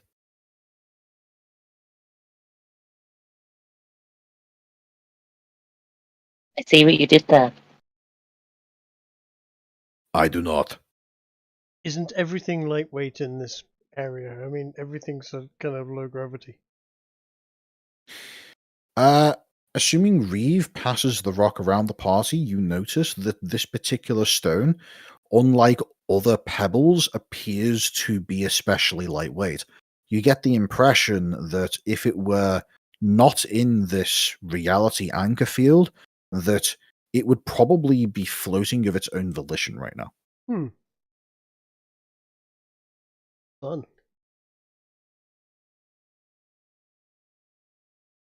So, are there any stones like it near our feet? well, as assuming you do decide to go looking around for these particular stones, I would like each of you to give me a skill check that you would try and employ in finding more examples of these. The one that Riker picked up was approximately the size of a golf ball, for reference. Oh, hang on, Trig. Do you have the dark lamp? I do have the dark lamp, yes. So maybe if you point it in certain directions, we'll look for glowing rocks inside the darkness. It's not really a directional thing, if I remember rightly. Looking at the description, is that you switch it on, and then everything around you for 20 feet is subjected to darkness. These things glow, don't they? They put off a faint yellowish light. If they're within the field, are they going to... Well, you know what? We'll find out. You're absolutely right. Cardgar suggests trying the lamp. I'm going to try the lamp. I'm going to stick the lamp and switch it on. And hold on a second, guys. Don't go moving around too much. I'm going to try something, and I'm going to subject everyone to darkness for a moment. How's that going for me?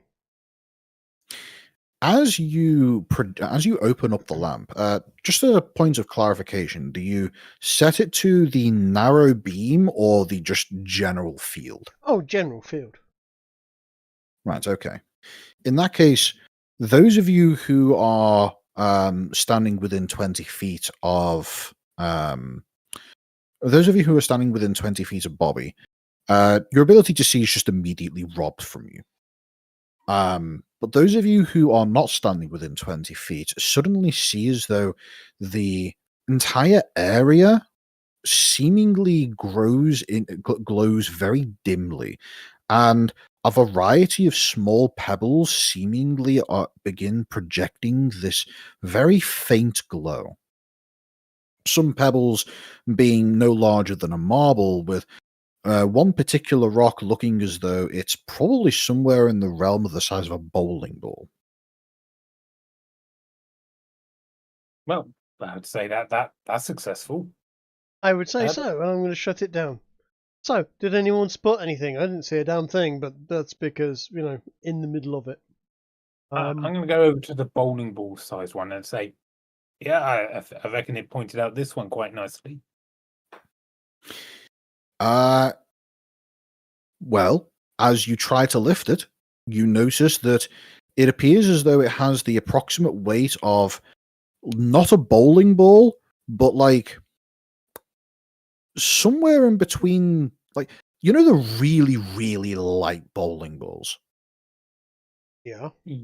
Like the 3-pounder ones. It feels like something of that size, despite looking like a decently chunky boulder. Well, I'll pick it up and I'll hold it out to what was the guy's name again? Riker. Riker. Oh, to Riker and says, "Is this a good one?"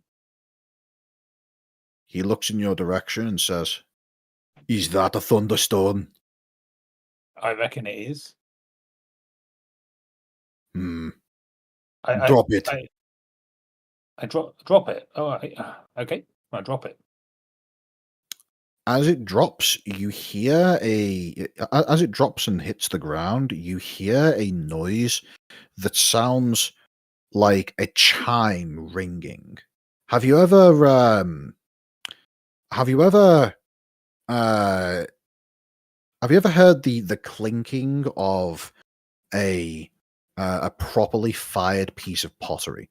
That ringing sound that it produces. Yeah. That's the noise that you hear emanate from the stone as it impacts the floor. And as this happens, something incredibly bizarre occurs. For the first time, you see Riker produce a facial expression. One of his eyebrows slightly raises as he says, "That is a thunderstone, and is one of the largest I have seen." I'll pick it back up and bring it over to him. This is sufficient to conclude our expedition. If you would like, we can go exploring. That sounds fun. The portal is not expected to be reopening for at least an hour. Well, an hour's exploring in another plane then. What are the best sites? What can you show us? Well, as the party looks around, you are able to see that there are a variety of other islands located about this space.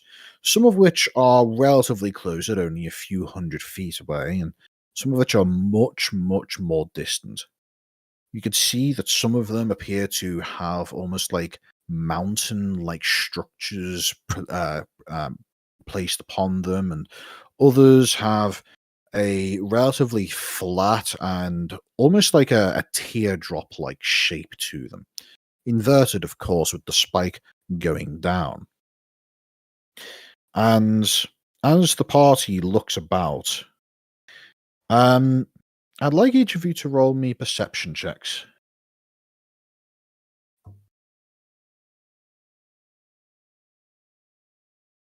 Perception checks. I'm so good at those. Yeah, me too. Oh, I'm okay this then. What do my dwarven eyes see? Cardgar and Piper, as the pair of you are looking around and trying to find interesting points of note, the pair of you happen to see something that at first looks like an island, but then you realize that it's moving. And not in a sense of it's like just simply translating across the open skies. It appears as though the small tail, the spike at the bottom of each of these islands, appears itself to be in motion, with the only conclusion being that that must be some form of creature. And from the distance that you are able to view it at, you would hazard a guess that it's fucking enormous. It's big enough that you could initially mistake it for a landmass. Neat. Goodness, what's that over there? And I'll point it out. Riker looks over and says, "That is a sky whale. Alpha predator. We can approach if you like. They are not interested in us. Filter feeders. They eat elementals. Beware the off-gassing." Oh, smelly farts, is it? Not smelly. Intense. Sufficient to knock even a sufficient flyer long, long away from their intended course.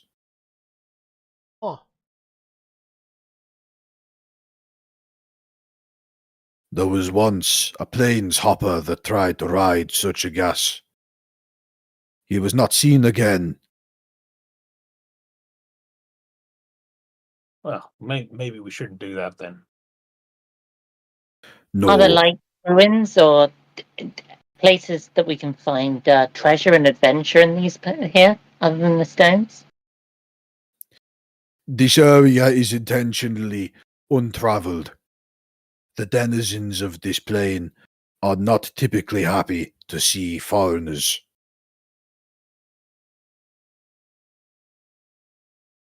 I see. You all Well- lack the power of flight. Traveling any Perhaps- further than the nearby islands is inadvisable.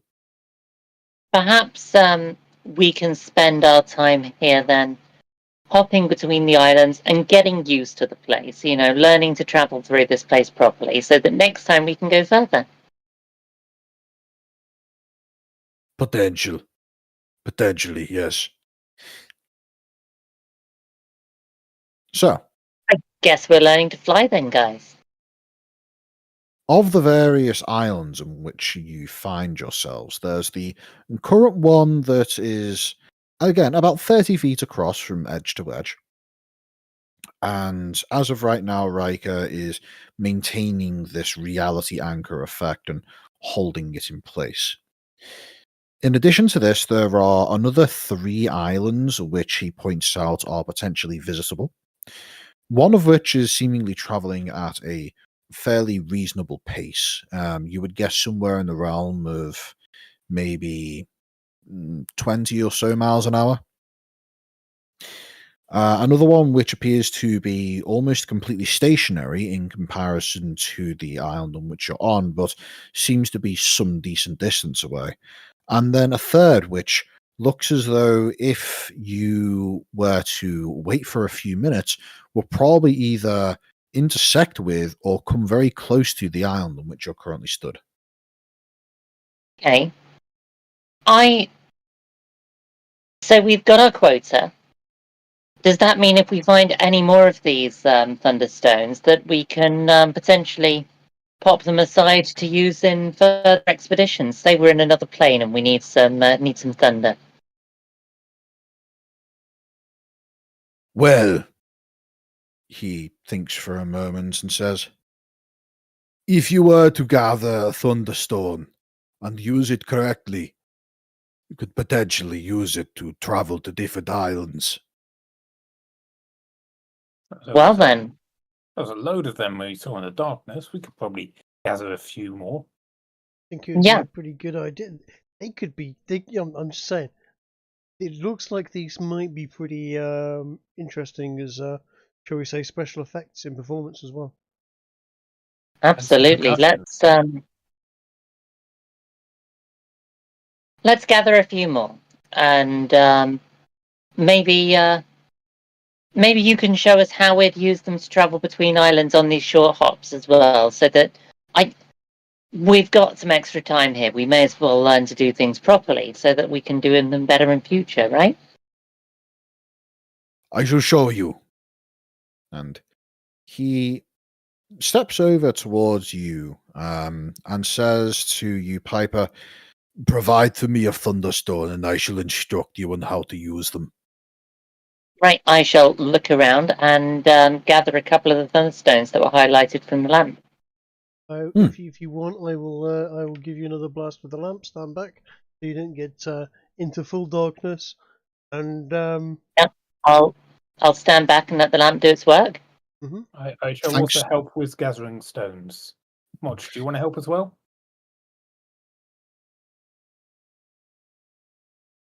Yeah, Reeve can help with gathering the stones.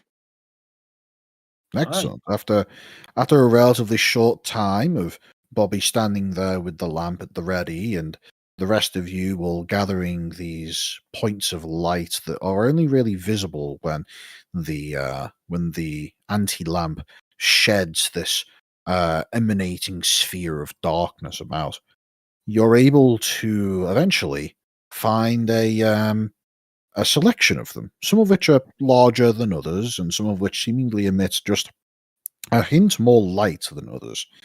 And eventually, when you find one that is apparently of the correct size and luminosity, Riker gives a quick demonstration. And he explains to you how these thunderstones are actually able to respond to willpower. And that by simply giving it a mental command and focusing your efforts upon the stone, you are able to force it to release air at a certain pace, if you will, with different stones being able to produce different amounts, and then demonstrates how when the reality anchor isn't in place, you can use these things as limited thrust vectors for all intents and purposes.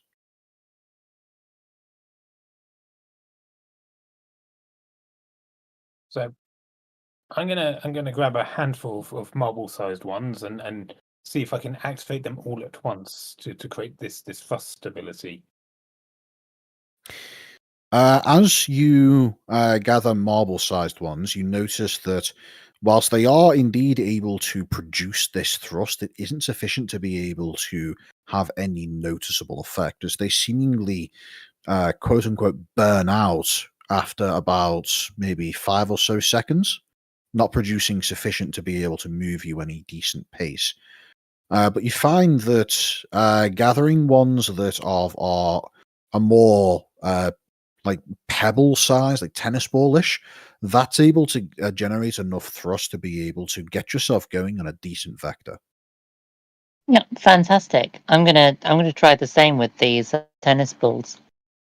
Okay, so of the 3 islands I described to you earlier, you suspect that you should be able to reach any one of them with the amount of stones that you've gathered so far, with the exception of the third, which is practically making its way towards you.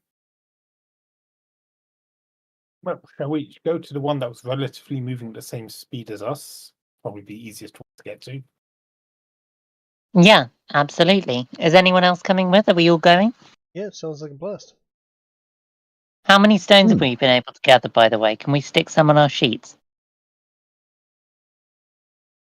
Sure. Go ahead and add onto your inventory thunderstones, and I'll let you describe how big the thunderstones are. Particularly large. The largest ones that you're able to find, of which you're only able to find 2, are the size of melons. So basically the same as the really big one that Riker said was among the largest that he's seen. And yeah, so you have the one that is part of your task here, and this other one. You're able to find a variety of them, which all appear to have the same approximate sizes, slightly larger than a tennis ball. And Right. you're able to find a practically unlimited supply of marble-sized ones. Right, I will take 5 tennis balls. Okay, I would say that And- that's about half of what you're able to find of that particular size. And 10 marbles. All right, and as I say, the marble-sized ones are basically infinite supply. Okay, I'm gonna go for 20 marble-sized thunderstones in that case. All right.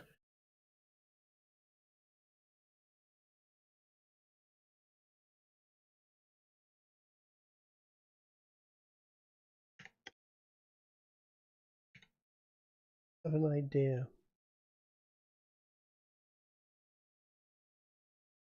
Once you've gathered up these stones, Riker looks to you all and says, "Do you know how they got the name Thunderstones?" I don't. Banging noise, as a guess, but no, I don't. Why no? With a 19? I would say yes, actually. You recall that the reason why they're called Thunderstones is because much like a blast of thunder, these things can be made to produce quite the explosive effect. And remember that for at least a short while, at some point a few years ago, there was quite the trend of kids around the slums of Warrenheim being able to get these things from a passing traveler who, upon selling them on to the various dwarven children, told them not to throw them at things because they would produce a louder bang.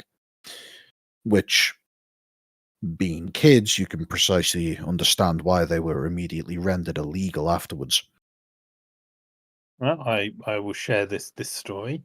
Was I one of the kids at the time? So do I know how to do this? If you want to be one of the kids at the time, you can. In which case, I will demonstrate by taking one of the marble-sized ones and throwing it in the right way to get the sound. As you toss the marble-sized thunderstone at the ground, you do so after focusing on it for a moment and then hurling it with all your might. And upon hitting the ground, you hear a crack that sounds basically like a rifle going off. Obviously, your characters wouldn't know this, but people in the real world do. And this tremendous crack of noise reverberates out, and it immediately makes some of your ears ring, the ones that are closest to you. But yeah, this thing goes off with a decent amount of force, despite being so small.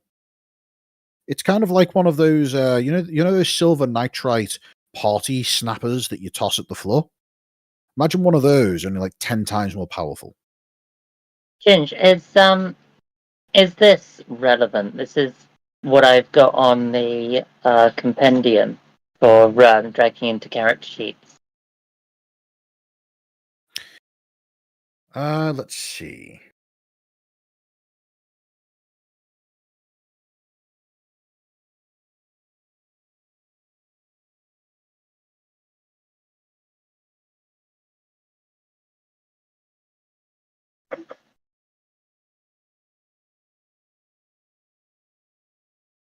What the hell? I haven't seen that entry before, but that's It pretty looks like much a describing flashbang. exactly what it is that I've got in mind here. Like, even down to it producing an amount of light. It's a carryover to Fifth Ed from 3.5. They used to be a standard item. Yeah, that's basically exactly what you're looking at right now. Right, Except perfect. these things are much smaller. That says it weighs a pound. That's the big ones weigh a pound. These aren't that heavy. Right.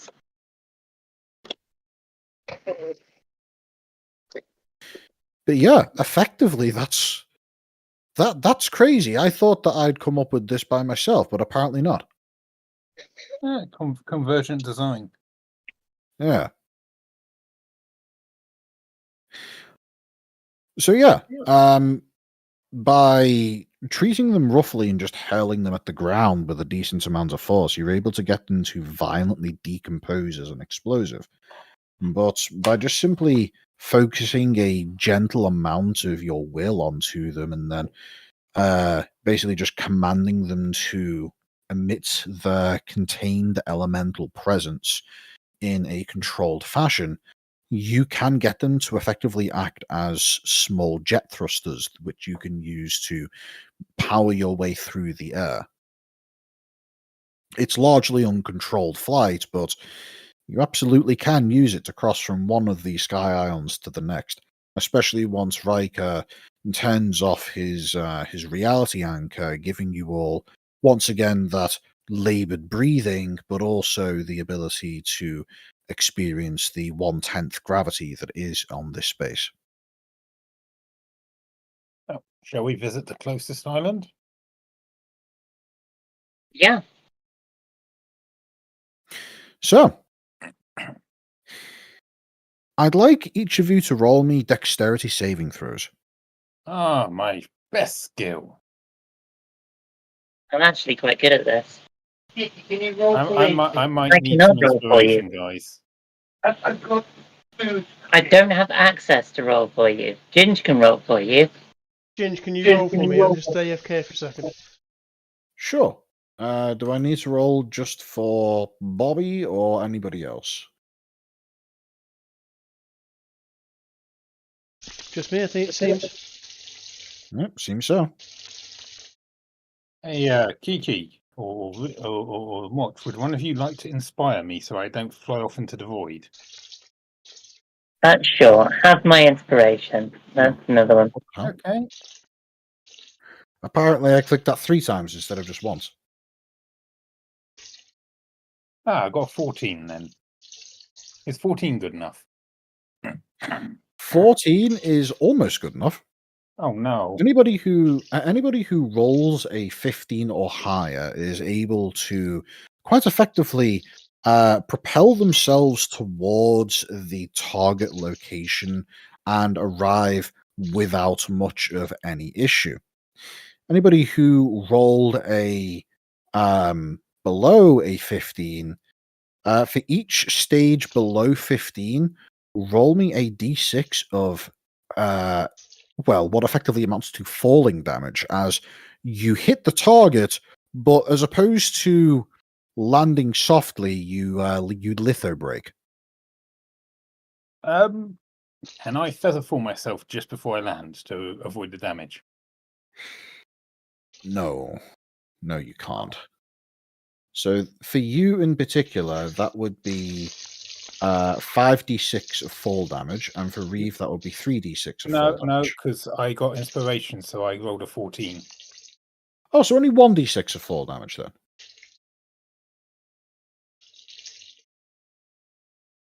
Which is 5.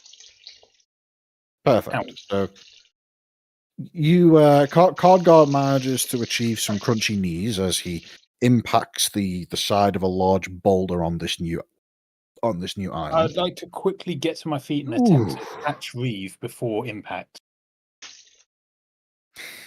All right, I would say that'll be a Constitution saving throw, just to try and power through this pain that you've inflicted upon yourself. I'm fine. All right, I would say you can, if you want to, share the damage with Reeve. I will let the two of you figure out how much each of you are going to take. Half it either way. We're able to hear the frying through your microphone there, Trig. Thank you. Decent our time. Yeah, half and half. So I suppose because I've taken 5, how about you take the 10, I take 5 off of you. There's 10 each. Okay. All right. With Cardgar managing to take the impact of a litho break the rival at the new island and managing to run over and grab onto Reeve and effectively soften Reeve's landing with his own body. The pair of you are able to reduce the amount of damage that you take and arrive with relative safety. As they often say, a good landing is any landing you can walk away from. Do they say that? Yes, they do. Well, people in the aviation industry do, at the very least. So, arriving at this island, this one is considerably larger. The previous one that you were on was about 30 feet across. This one is large enough that you can't get a decent grasp as to its size. We'd estimate that it's at least a minimum of 100 feet from side to side, possibly even twice that, depending on how things go. You know, which dimension you measure it from, I should say. Around you, you see that there are a variety of surfaces, caves, cliff faces, etc., etc. Tell me, what now that you've arrived, what do you intend to do here? Think of the overall structure of the island that you're on to be somewhat similar in nature to, say, a tropical island, except instead of beaches and sand, it's just the void. Any signs of structures or ruins of structures? You'd have to get a wider view of the area. You only have a relatively confined view of what you're able to look at right now. So So tempted to send. far, Go on. go on. Oh, what were you going to say? I was so tempted to send Medes to scout, but that's a different game. Haha. You are able to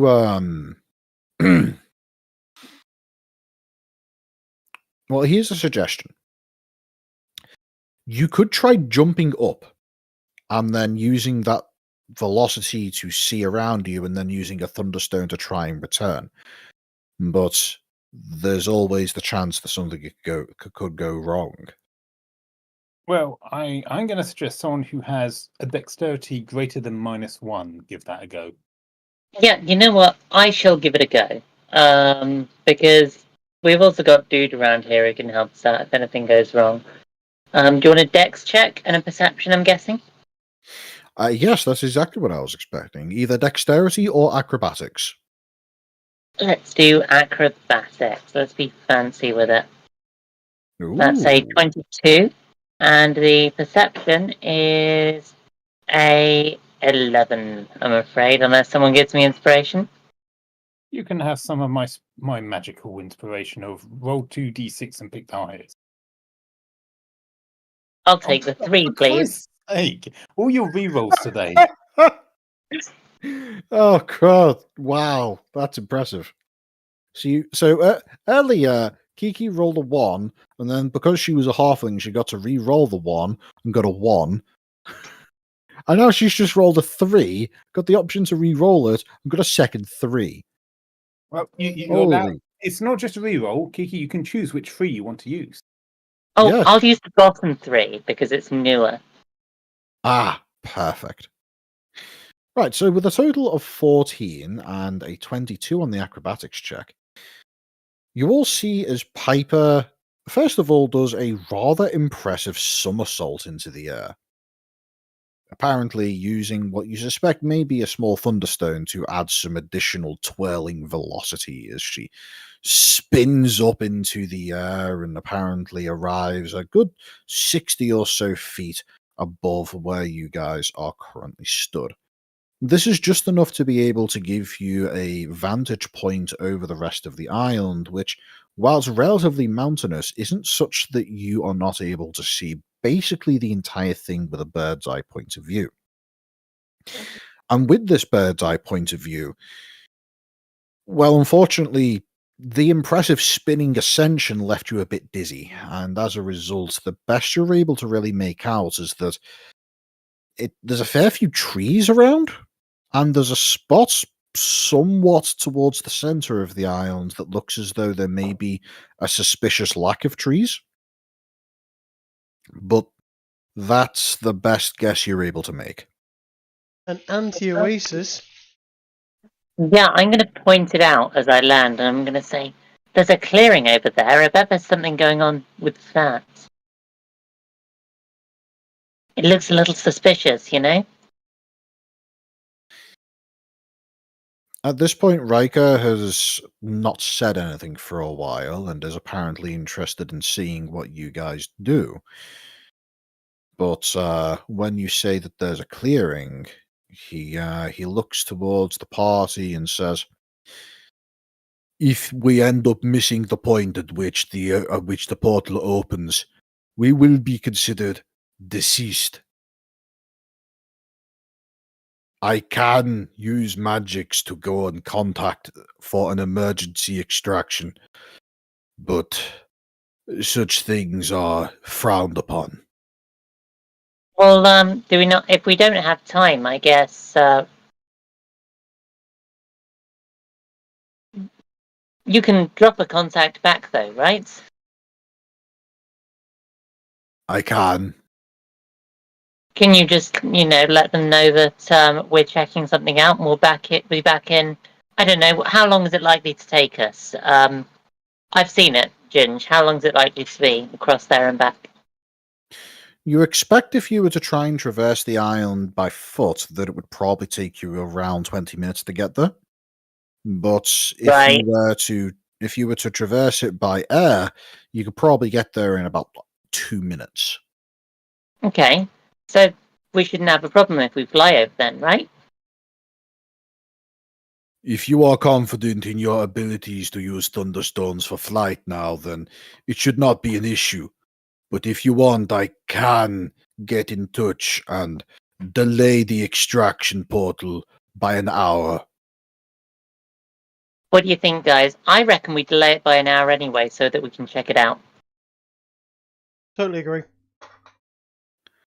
I just got back, so I missed what we're talking about. We're delaying our return by an hour and checking out a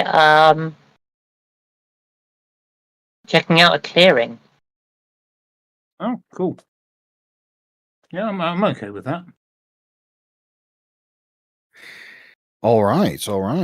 So Riker, he as opposed to his eyes flashing blue, you see as he pulls out a small wand and twirls it about in the air for a moment before putting it back into a small storage sack that he keeps on his side and says, I have informed them that our departure will be delayed by an hour. Thank you. I'm sure they'll be happy if we bring them back some extra stones, which we've got plenty. Perhaps, if it turns out that you have found something noteworthy, that would go a great distance towards ensuring that this change in schedule was not for no reason. Perfect. Well, let's get to it then, guys. With that, Riker, who at this point you notice appears to have some ability to fly, just begins kind of floating upwards and looks to the rest of your party as he just floats in midair. I'll use the thunderstones to propel myself up to roughly where he is. All right, and I presume the rest of you follow suit. Indeed. Yep. I will try and make it slightly more comic by mimicking breaststroke as I do it. Right. So, as the party begin to fly up into the air, taking advantage of the Thunderstone's thrust and the shockingly low gravity of the situation, you're able to make your way along.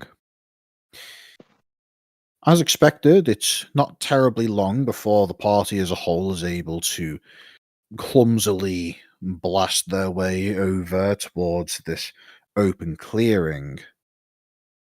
At which point, Trig, Uh-huh. I'd like you to make me a dexterity saving throw, please. I can't right at the moment, but if you'd like to do I that shall for make me, one on your behalf. appreciate it. Shouldn't be too much of a worry. Dexterity is You roll a rather impressive 24, nice. and in doing so, are able to detect the unseen but definitely audible whizzing noise as a something passes by you with some rather malicious levels of force and energy and narrowly avoid getting hit by whatever it was that comes blinding past you at speed. Huh. Ooh, there's something a bit malevolent and whizzy around here, guys. Look around, see if I can see what threw it, where it came from.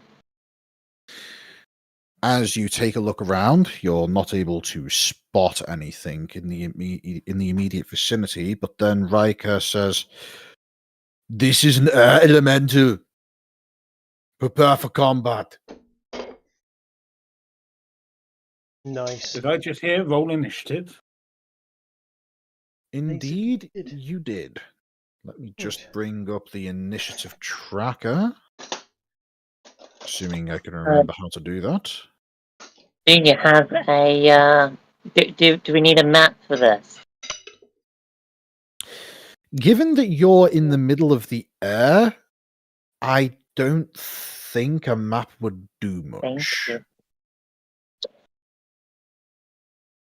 Okay. Seriously, how do I bring up the initiative tracker? This is infuriating.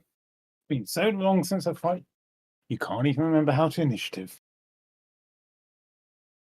I mean, it used to be just like on the left of the screen, but apparently it's moved.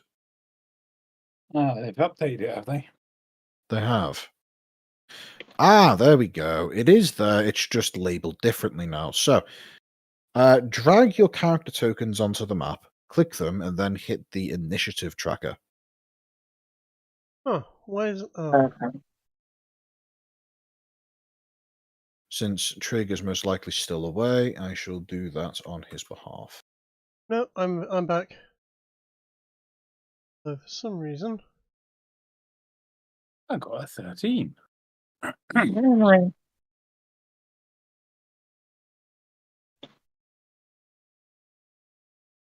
Motch, do you know how to roll initiative?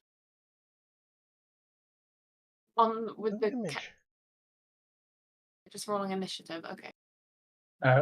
So what you got to do, you got to bring your character onto the map first, click on it, and then you click the word initiative on your sheet.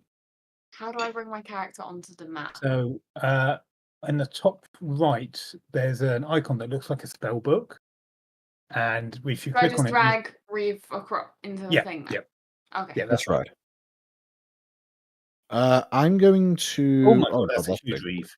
Why is he so big? Okay then.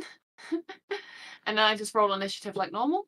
Well, click on your token first, but then you roll initiative. Yeah. There we go. That's a bit more normal sized.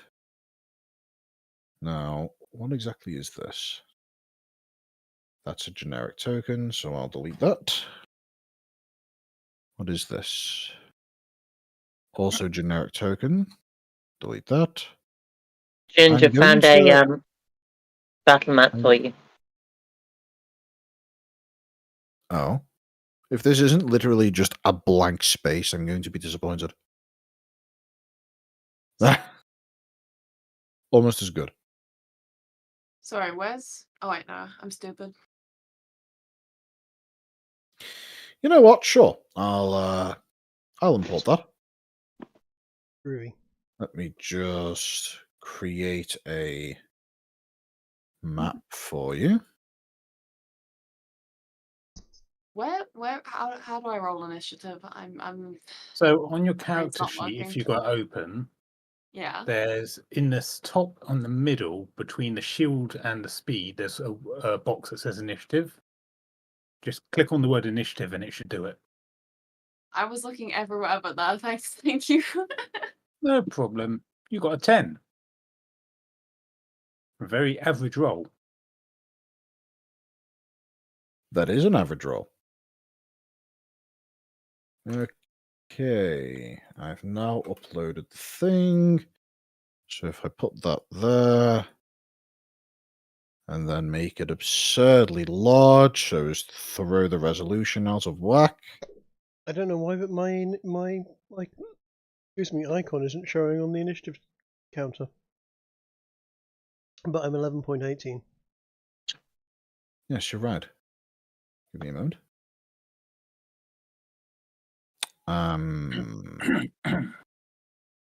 Let's move that over there. You guys should now be able to see a big old thing. I see a thing. Hey, Right. should we drag ourselves onto this map? We probably should. Yes, you should. Let me give you all a hand with that. So first of all, we've got. I'm not going to drag on Essig. Where have you got I'm Gareth? going to say that Essig is not present.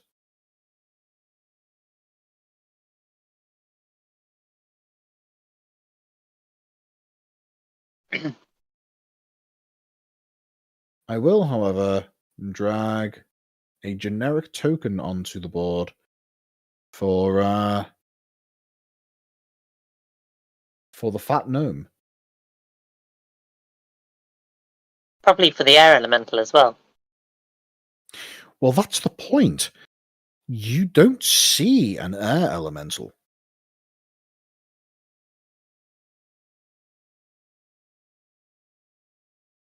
Interesting. So, let me just go ahead and do a quick roll for. Yep. Add to.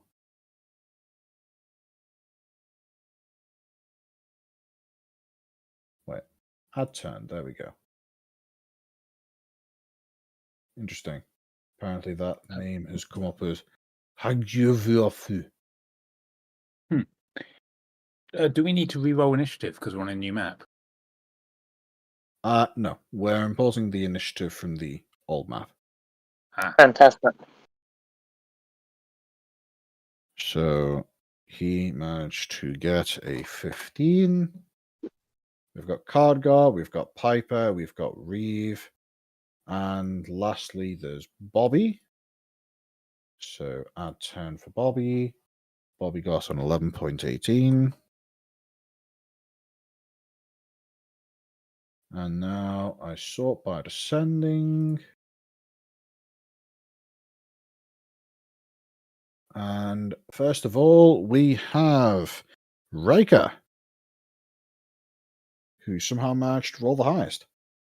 And somebody's disappeared off the map.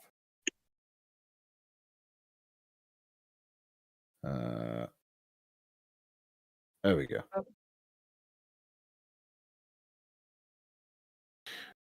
Right.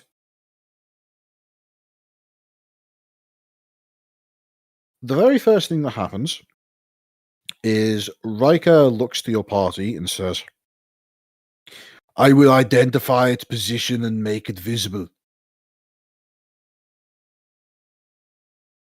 And he then proceeds to have his eyes glow blue for a moment and then points out a comically chubby sausage finger into an apparently vague space in the air. And suddenly a kind of tornado-ish looking entity begins to emanate a kind of blue light as a creature that I'm just trying to find the artwork for makes itself apparent. There we go.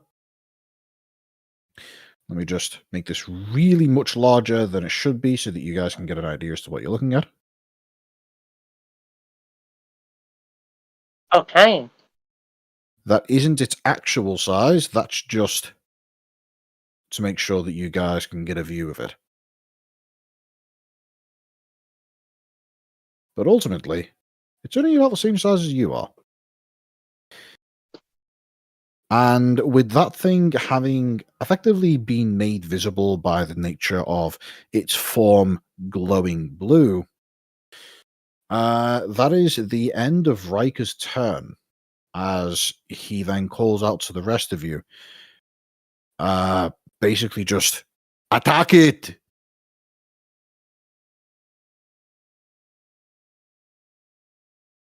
So, it moves on to Cardgar's turn. Oh, brilliant.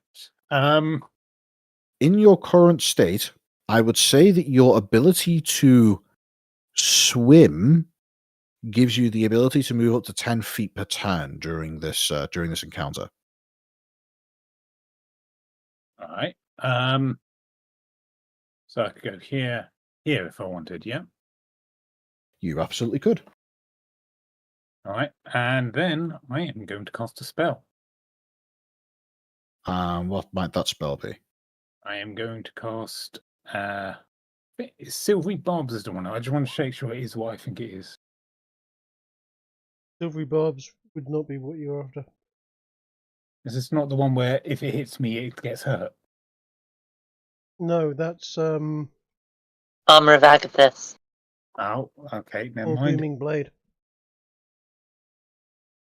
Well, All not right, really. well, in which case, let's go with this one instead if I can get it to work. Read Silvery Barbs, get good with it. Silvery Bobs is rather nice. It is. I'm Thunderwave. not going to read it right now. That's all. One. I picked it when I read it because I thought, oh, this will be fun. Okie dokie. So,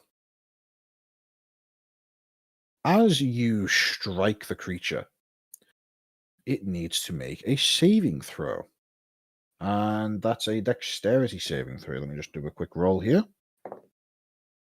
That's a natural 1. Fun. Ah, Go ahead and roll your 3d8. 20. As you roll your 3d8 and manage to get a whopping 20, which is quite a high roll, the elemental is buffeted quite unpleasantly hard by this attack. You get the impression that it seems as though striking something that's made of air with a large blast of air seems to disrupt it on some fundamental level, as you see its form be blasted away, and the aspect visible due to the blue illumination is rendered into a fraction of its previous size.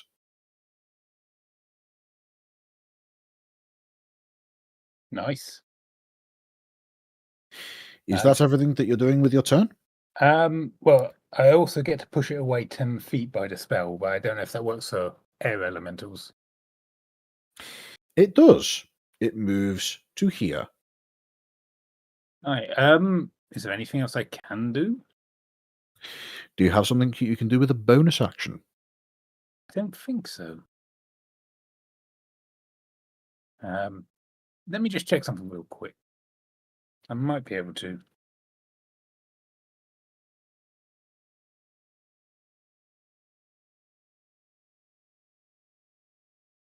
No, that's not a reaction. Okay. Yeah, I'm going to end my turn there. Righto. Next up, we have the air elemental.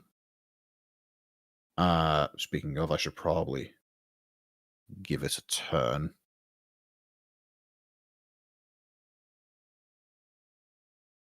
Hang on, let me roll for it first. That's a 16. Right, so technically it should have gone first, but oh well. No,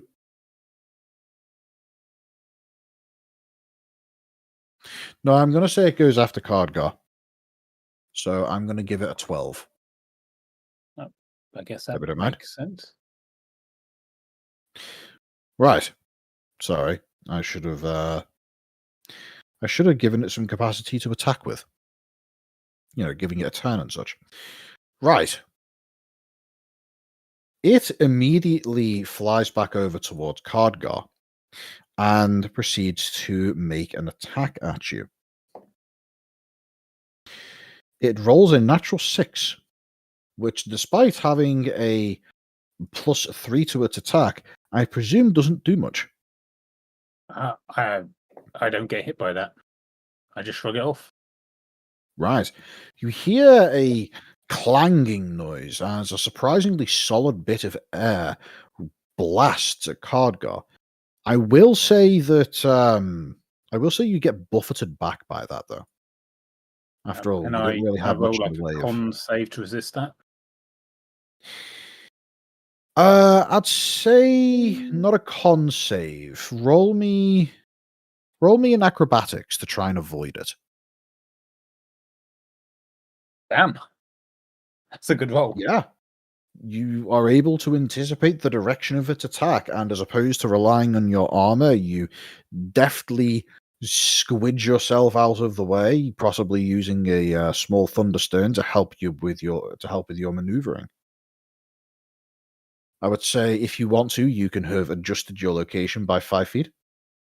I'm going to go here. Right, so it then proceeds to make another attack, getting a total of 19. 19 does hit. I've got AC 18. However, I Right. can use silvery barbs on this, can't I? Yes, you can. I believe that makes it have to roll again. Yes. Let's see what it does. That time it rolls a 15. So you 15 use does your not hit. magical potential to inflict upon the creature a rather unpleasant headache. At which point, it seemingly gives up on its attempts to try and strike at you. Awesome. Who's next in the turn order? Next up is Bobby. I'm going to give Bobby the buff side of silvery barbs. Righto, so his next attack is with advantage. Indeed. Now, let's have a look. Hello, Coatrack. Hello. Everything okay? No. No. Okay, that's not good. Not completely awful, but not entirely okay. So I'm going to leave it at that for now. Righto. For now, we are in the middle of a combat scenario. Would you like to make yourself included, or are you just going to observe for the time being? We'll jump out of nowhere and stab someone. All right. Well, what we'll do is we will put you in between where the rest of the players were. So Essig is all the way at the top of the character selection, I think. There he is. Oh, he'll ride in on his draft horse if that's relevant to the situation. Well, we're currently flying around in an elemental space, so airspace. So exactly. So let's say he came in on a draft at the very least.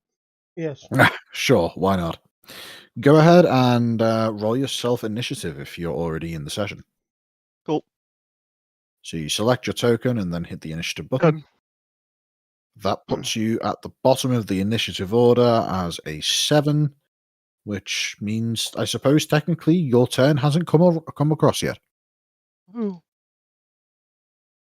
So, Bobby, it is now your turn. What are Trying those? my new These two spell. things?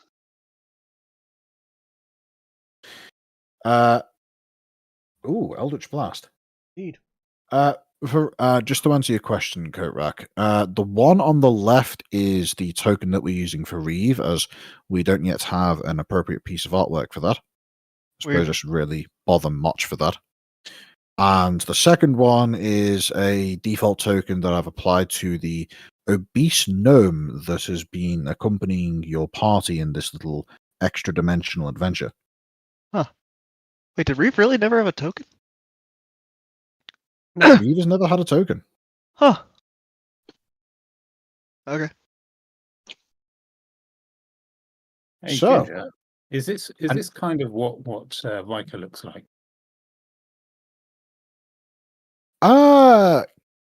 Kind of, just less spider legs.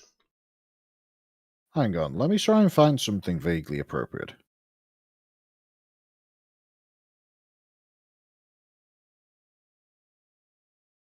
I'm going to try looking Oh, up hang a on. beast I've gnome got and a better see- one. I googled bull gnome.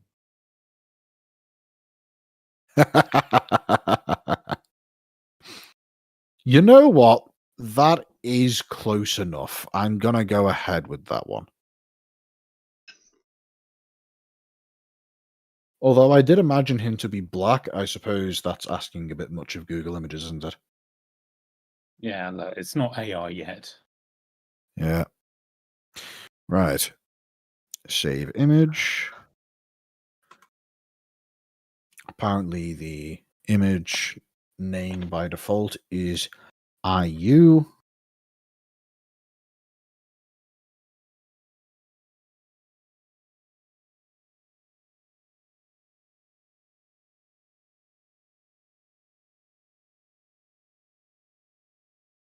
And now to upload that image.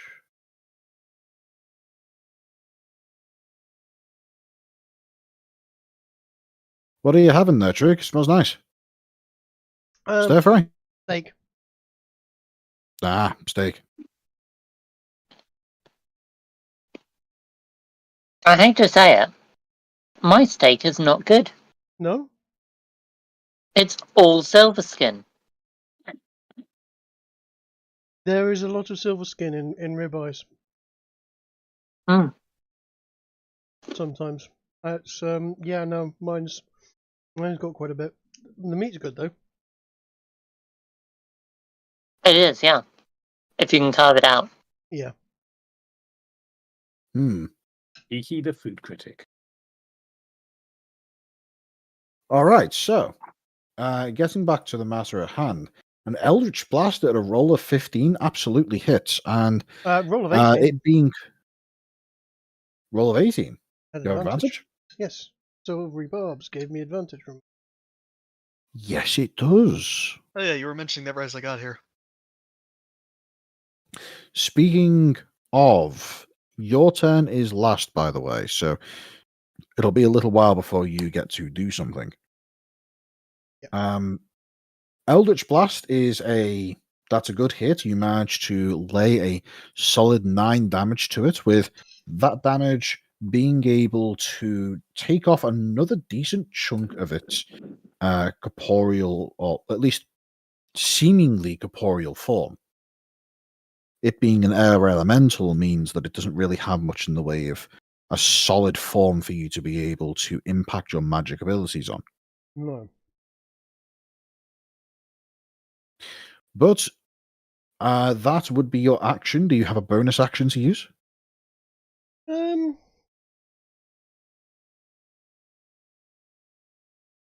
Yes, I'm going to move slightly forward to be within range of it. Give it 2 targets to attack. Should it wish. Right, okay. At this point, Essig, I would like you to make me a Constitution saving throw, please. Okay.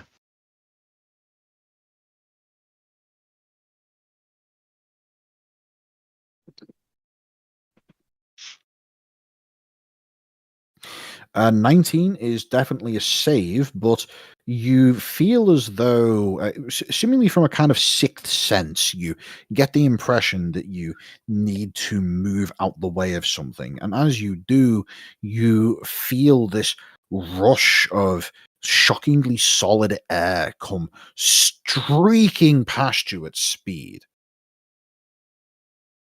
You get the impression that whatever is fighting you isn't alone.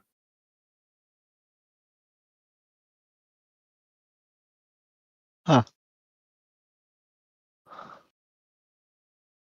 Wait, I should have said dexterity saving throw, not constitution. Never mind. A natural 18 would have been enough to pass it regardless. It would be higher Yeah. by 5. So I would have got 24. There you go. Holy shit. That's a really nice piece of artwork. AI, I'm guessing. Absolutely, yeah. Yeah. You could tell because the loot strings are wobbly. Motch, how close is that to what you had pictured for Reeve? Yeah, that's pretty bloody close. Yeah. Ah. That's pretty good. I like the bird on the backpack. While we go through the rest of this combat encounter, why don't you go ahead and upload that to your character sheet there? Assuming you know how to do so. If not, we can always sort it after the combat session's over. big assumption there, Ginger. Right, so. Speaking of Reeve, however, it is now your turn. Yes. Motch, if you open your character, after you've taken your turn, click edit at the top. It will change the format, and you'll be able to see 2 boxes on the left-hand side for your character art. Yeah, Click I to think I found upload. it. Job done. Very good. So, for now, Motch. At this point, Reeve is aware of one elemental that is being forced to be visible. And she's aware that something just tried to attack Essig and missed. I'd say Ruth's gonna go for the one that he's aware of already and use a discordant whispers to try and harm the thing. Dissonant whispers, rather, to try and harm the thing. Right. Go ahead and click the spell in order to show us what it does. Okay. Does that have a saving throw?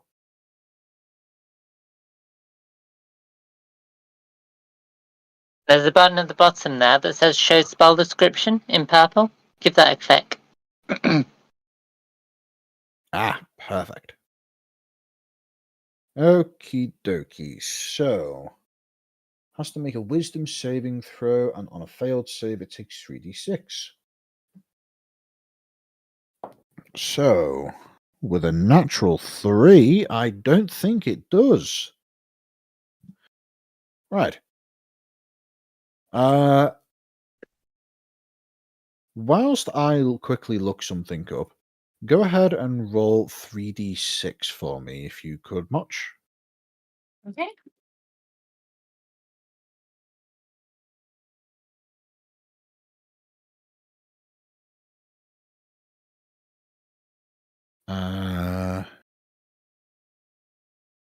Righto.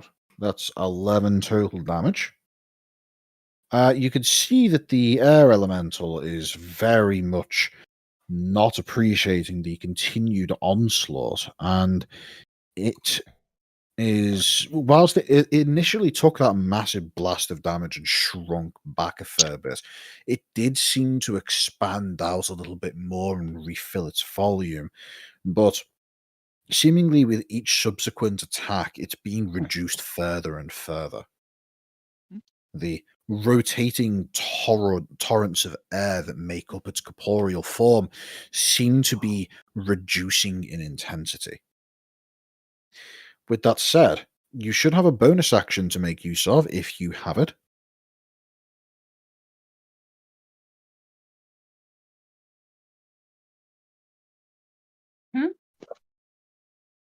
You should have a bonus action to make use of if you want to do something with it. Like bardic inspiration. Yeah, I'll guess I'll inspire Coat. He hasn't gone yet. Yeah. Essig, rather. All right. Essig. Ginger. The second Yes. part of that spell says if it fails its test, it has to flee. Does it now? Yes. Ez, I'm hearing attacks of opportunity. Were you upcasting your Thunderwave, by the way? I wasn't intending to, no. Right. Should have been 2d8. I assumed the extra d8 was because Ginger said it was particularly vulnerable to it. Ah, right, fair enough. I might be wrong.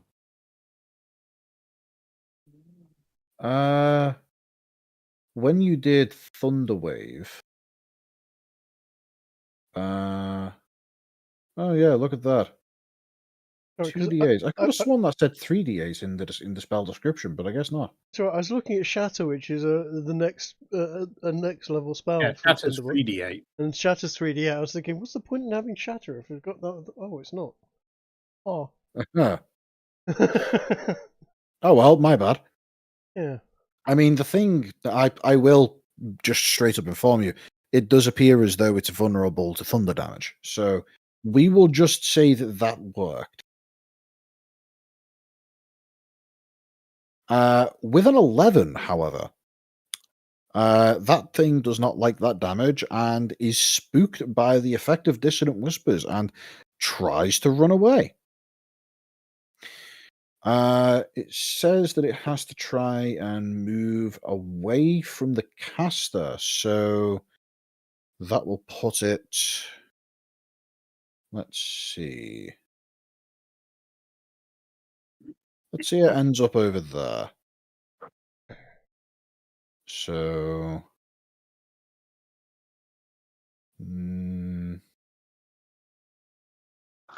Lack of opportunities. Yes. With advantage because flanking. Indeed. Both of you make attacks of opportunity. Can I do a reaction spell as an attack of opportunity? I'm afraid not. Attacks of opportunity are their own separate thing.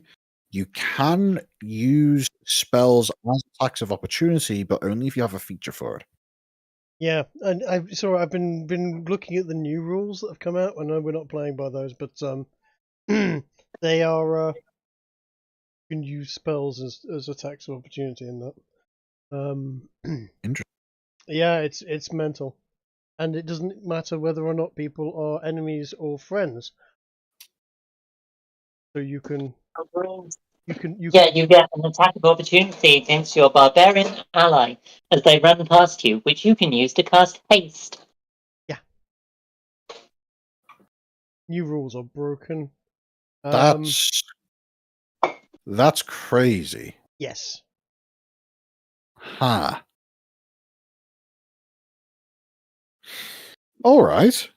Good to know. So yeah, Probably not going to ever incorporate that rule into my game. It's a bit if strong. someone goes, the new rules are just fucking broken, but there's nothing to stop the enemies doing the same thing, I guess. Indeed. So There have been, yes, some fantastic shorts on YouTube about how fantastically broken things are, and players explaining it to the GM, and the GM gleefully saying, "So that means I can do the same to you, right?" And the player looking shocked.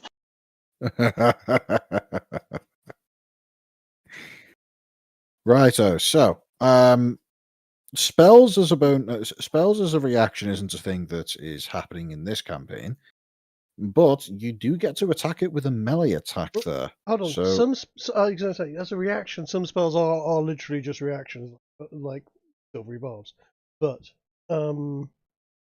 yeah, not as an attack of opportunity. no.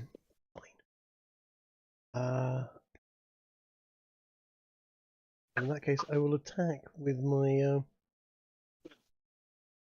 rapier.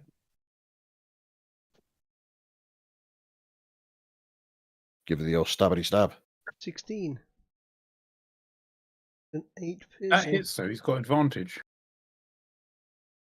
It does. Well, I said 16, not 9. So, with a total of 24 additional points of damage being inflicted onto this thing, its form seemingly reduces even further. It's now at the point where you suspect that if you had a reasonably sized mason jar, you could probably trap it in there.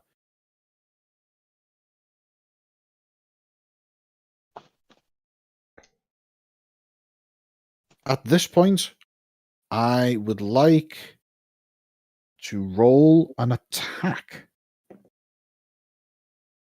that misses, and another attack that could potentially hit. Piper, what is your AC? My armor class is 15. A 19 most certainly hits you. And in doing so, an unseen force hits you with quite the nasty slam attack. Slash R 3d6 plus 3. Or 66. Let me roll that again. Yeah, that's a bit too many. There we go. That's more like it. That's a pathetically low roll, though, so that's really annoying. Oh well, the dice are as the dice are. You take I have. You take a total of 9 damage, and in the process, roll me a Constitution saving throw to avoid being launched as an unseen force buffets into you. No problem. Constitution saving throw. That will be a 20, please. You manage to retain your composure in having this force impact you, utilizing some of the thunderstones to reorient yourself and avoid being pushed too far out of position from where you were previously. It's worth pointing out at this point in time, by the way, that generally speaking, you're all in a constant state of gradually falling, but given that each round of combat is 6 seconds, it would take like tens of rounds of combat for you to fall by any reasonable degree.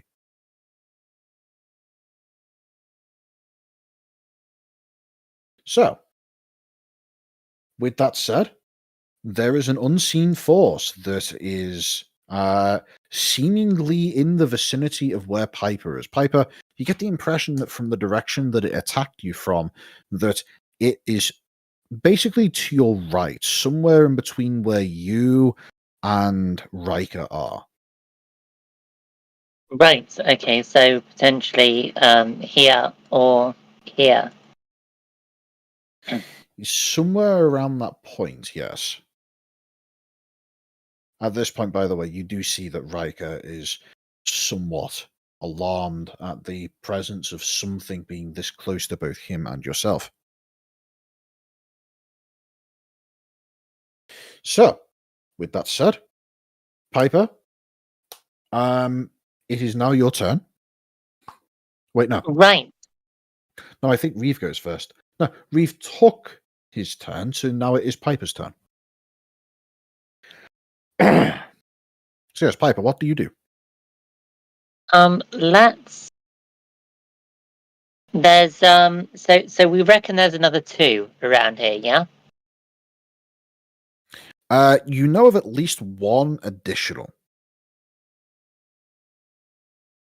Okay. Well, I'm going to go for the one that I can see at the moment It is some because that distance away. seems sensible. That's fine. Because I can hit it from like 60 feet away, I think.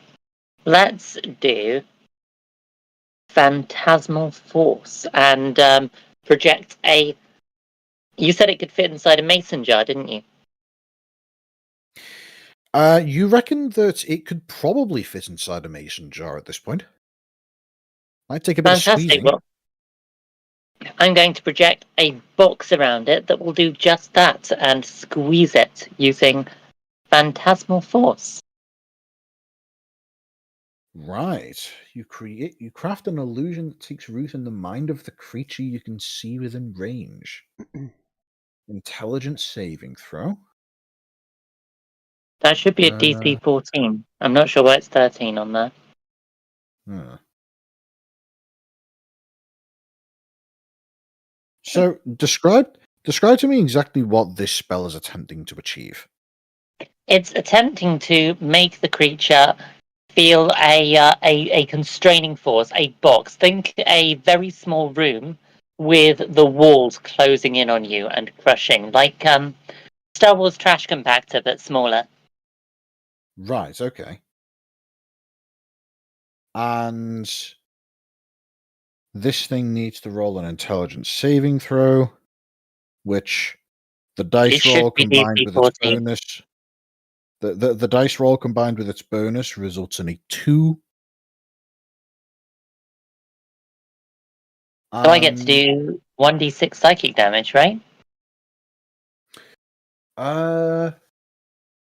Each round on your turn, the phantasm can deal 1d6 psychic to the target if it's in the phantasm's area or within 5 feet of the phantasm. Yeah.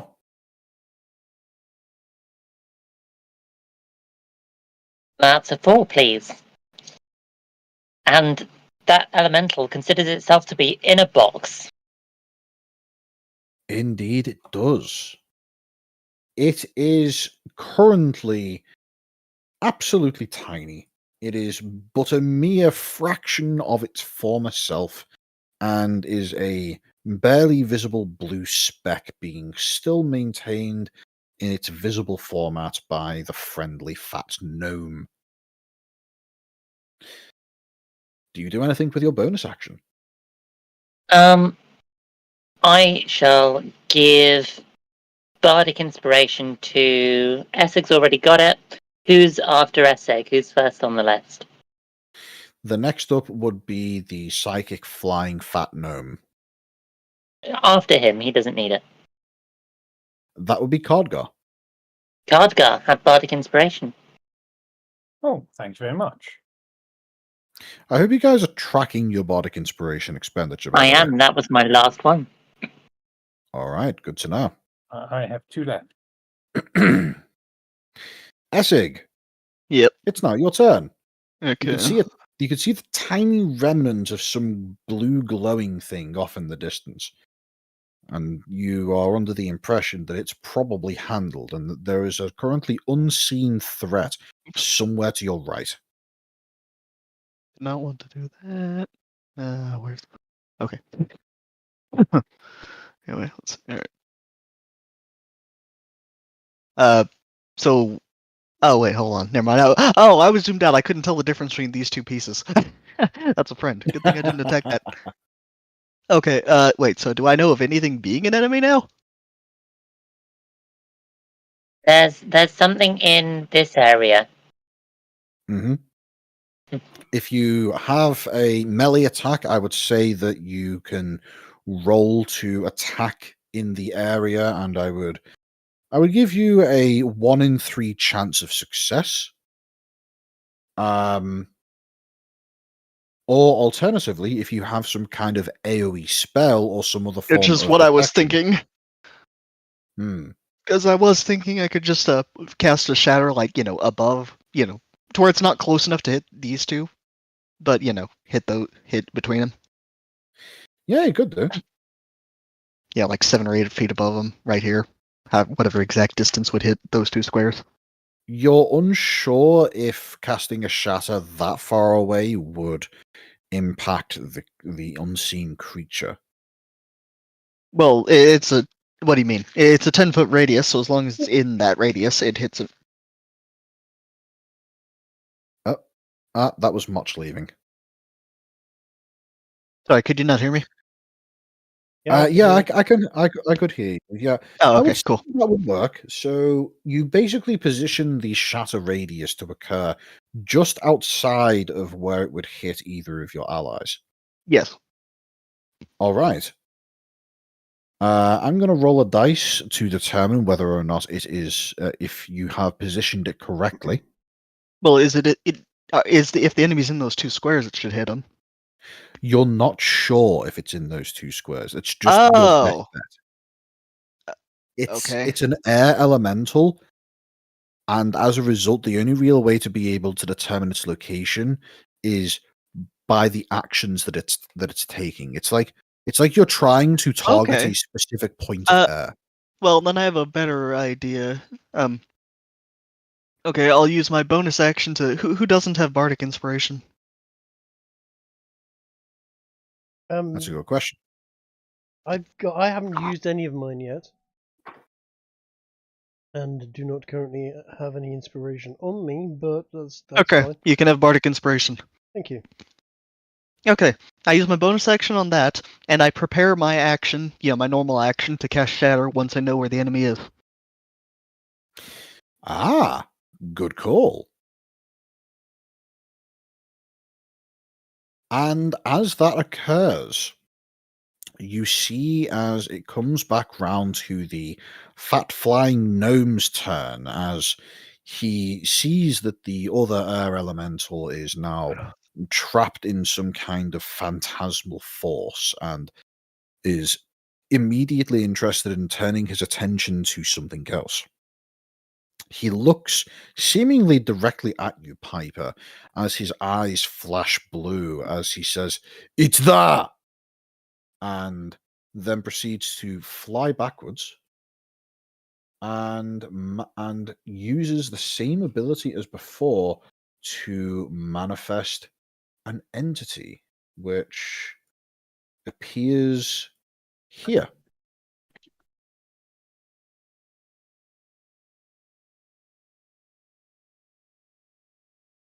And he then proceeds to end his turn, but the triggering condition for Essex's Shatter was upon seeing a thing to attack. So, go ahead and cast your Shatter. Okay, so that is an enemy, right? You just because you phrased that interestingly. Yes, that is indeed an enemy. Okay, there you go. It's a saving throw again of DC 15 of Constitution for half Okay, damage. let's get that. For half damage if it passes. With a natural 3, I don't think it does pass. No. Right, so you cause a cacophonous explosion it pretty much centered directly on its position, dealing 17 thunder damage, to which it is vulnerable, therefore doubling that to a whopping 32. Okay, so as soon as the shatter goes off on its position, you immediately see its now glowing blue form reduced down to about a third of what it once was. For reference, in both of these examples, it would have started off as a large 4x4 creature, but immediately after taking the massive initial blast of thunder, it loses so much volume that it can no longer be considered large and shrinks down to a 1x1.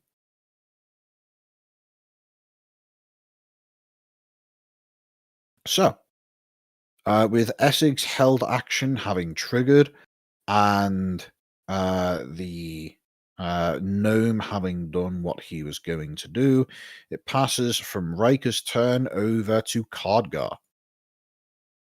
Okay, well. So we've got one up there and one down here. I'm going to have a charge at the one down here. Well, actually, you said my movement's only 10, didn't you? Unfortunately, yes. Currently, your movement is only 10, which means if you want to try and approach it, you have to do so with a dash. Or alternatively, if you have some means of teleportation, that would work. I do not have some means of teleportation. I would suggest that if you want to, you could use a bonus action to try and use a Thunderstone to reposition yourself. But that could potentially go wrong. You could overshoot your target, for example.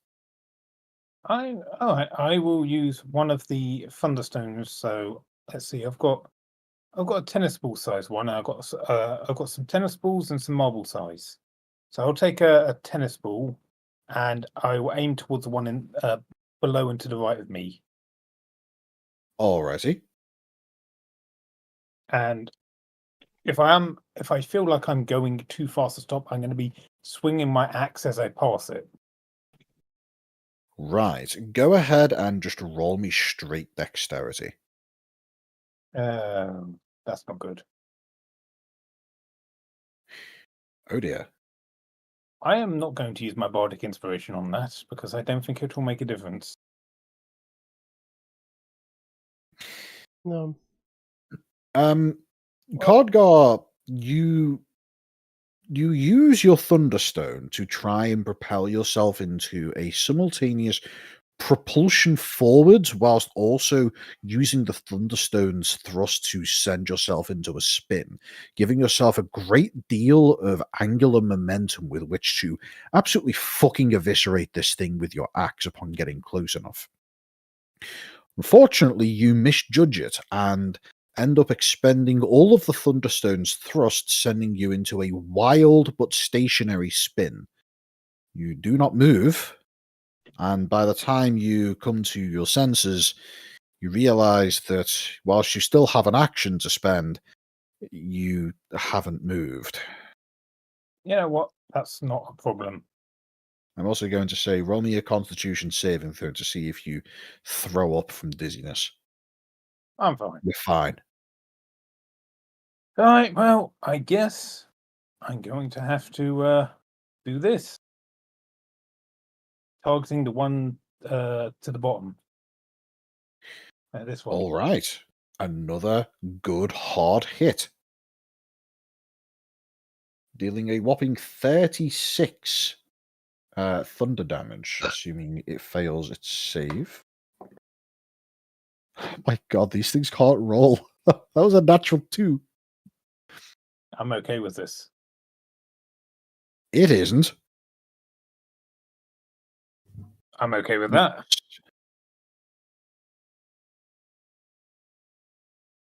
There we go.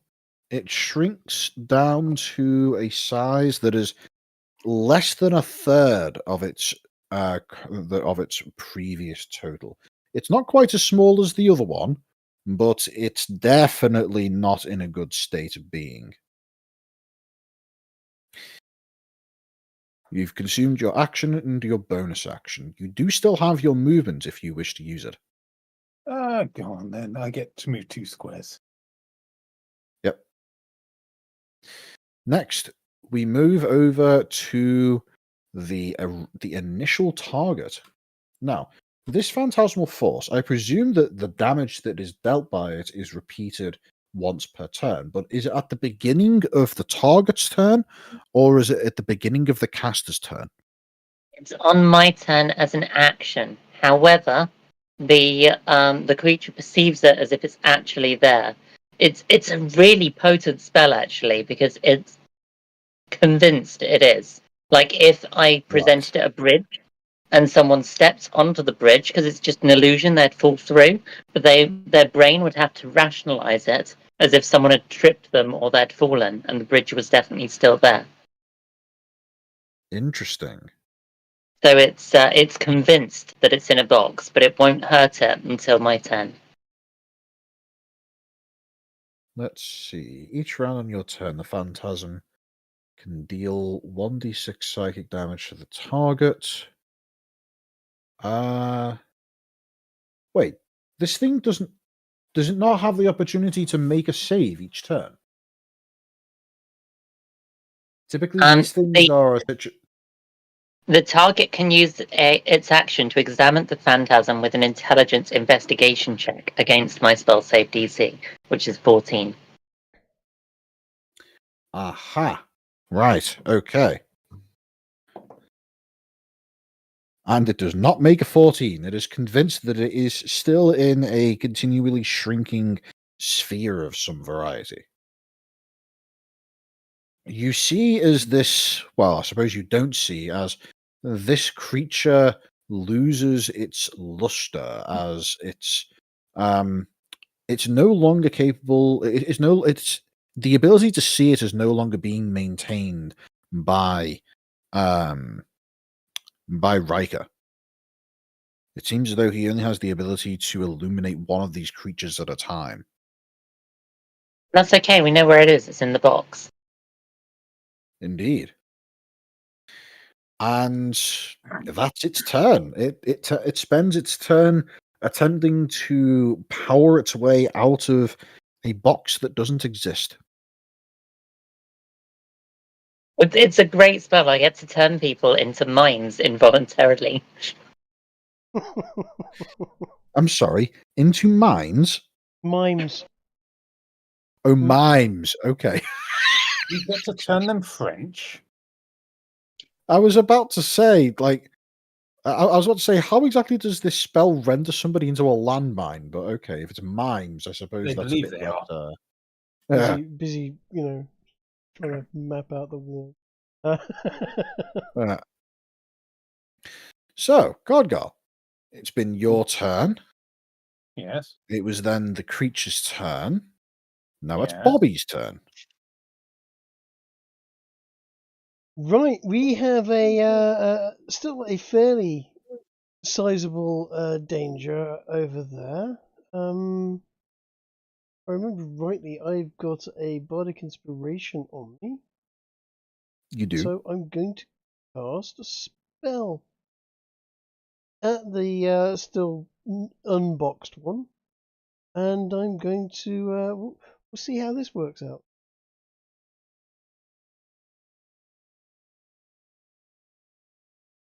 Another shatter. Oh, Jesus Christ. Another shatter, and I get to roll an extra 1d6. Is this to enhance the damage? Well, actually, I don't need it, do I? You're right. Only I'm going 13 to damage. say 13 damage is sufficient to render this thing unalived.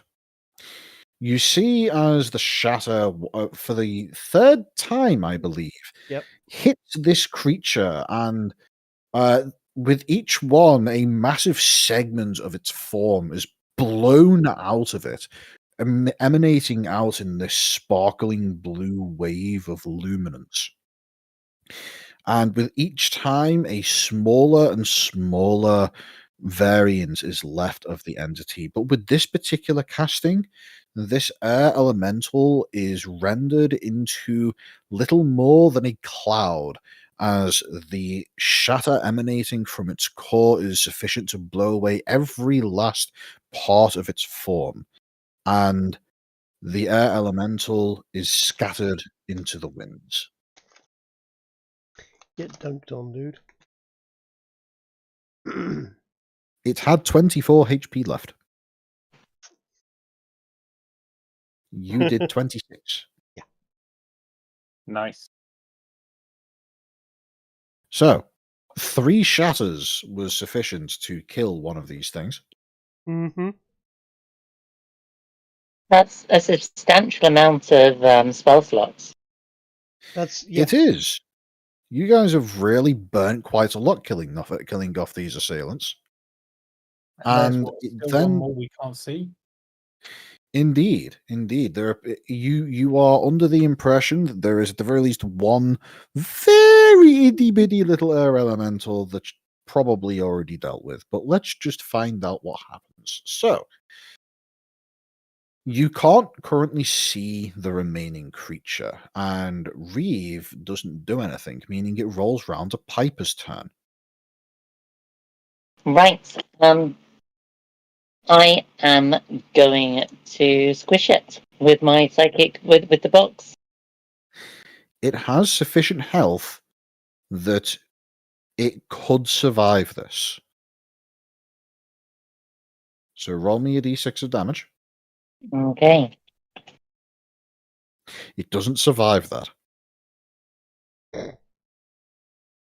Now, given that it's in a box, does it concentrate it, or does it still disperse? You hear the sound of how to describe this? I just had an idea, guys. Hmm? How much do you think a live air elemental would be worth to the wizards at the college? I mean, we've killed them now. Yeah. I was just saying, if I was going to ask, like, can you delay your passive damage? Because I could just summon an actual box around it, and then we could just take it back with us. I was going to ask if anyone had a jar. I just didn't think anyone could reach it. I mean, Song of Creation, I could just create a jar around it. It is unfortunately too late for this. How many songs Oh, of creation do you think you can use every day? 1+1 for every sacrifice spell slot of level 2 or higher. I have 1 level 2 spell slot left. Yep. Okay.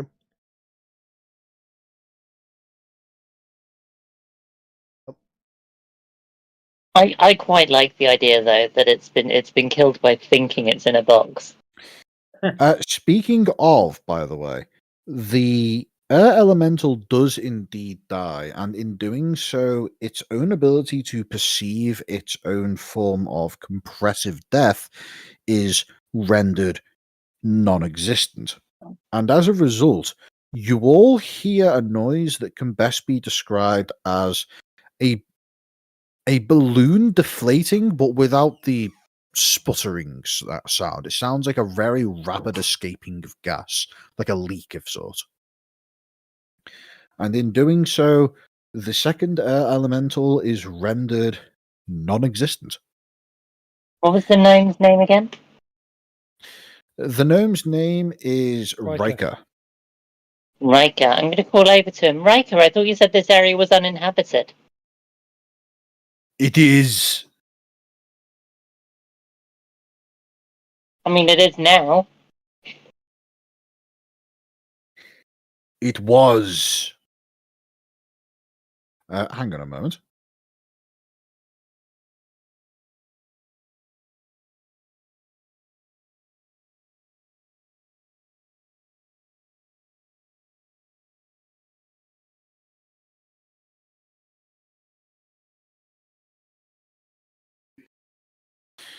So yeah, he looks at you and basically informs you that air elementals are not considered to be denizens of this plane.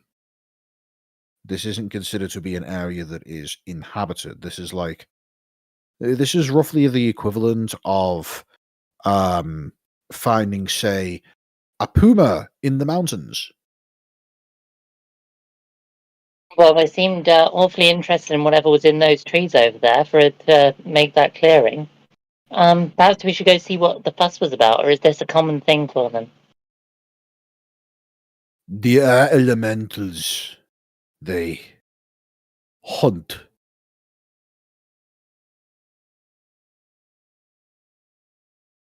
Oh, they picked the wrong prey today. Yes. So how did you do that thing where you made them visible? Because, I mean, that was really useful. We might need more of that. If we could do it as well, that'd be amazing. He looks in your direction and stops for a moment thinking and then says, "There is a spell. I emulated it. It's called Fairy Fire." I see. Well, I did then.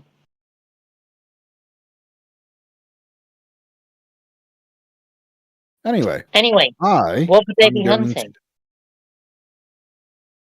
sorry, I'm quite in need to go to the loo, so whilst I go, think up of things that you intend to ask the fat floating gnome Riker as you guys spend the next several minutes drifting back down towards the island. Drifting.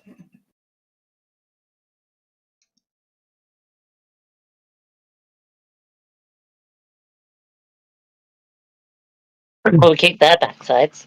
Yeah, we did. Three that was shatters fun. was pretty horrific. I'm quite pleased Shatter. with my new spell as well. Hmm. I mean, what was the one Motch did? Dissonant Whispers. Dissonant whispers. Yeah. Oh. That was pretty nasty. And at the right time too, because we got to wail on it when it ran away. Mm-hmm. I was waiting for something to attack me. I wanted to use my other fun spell that I have. Oh. Hellish Rebuke. Oh. Yes.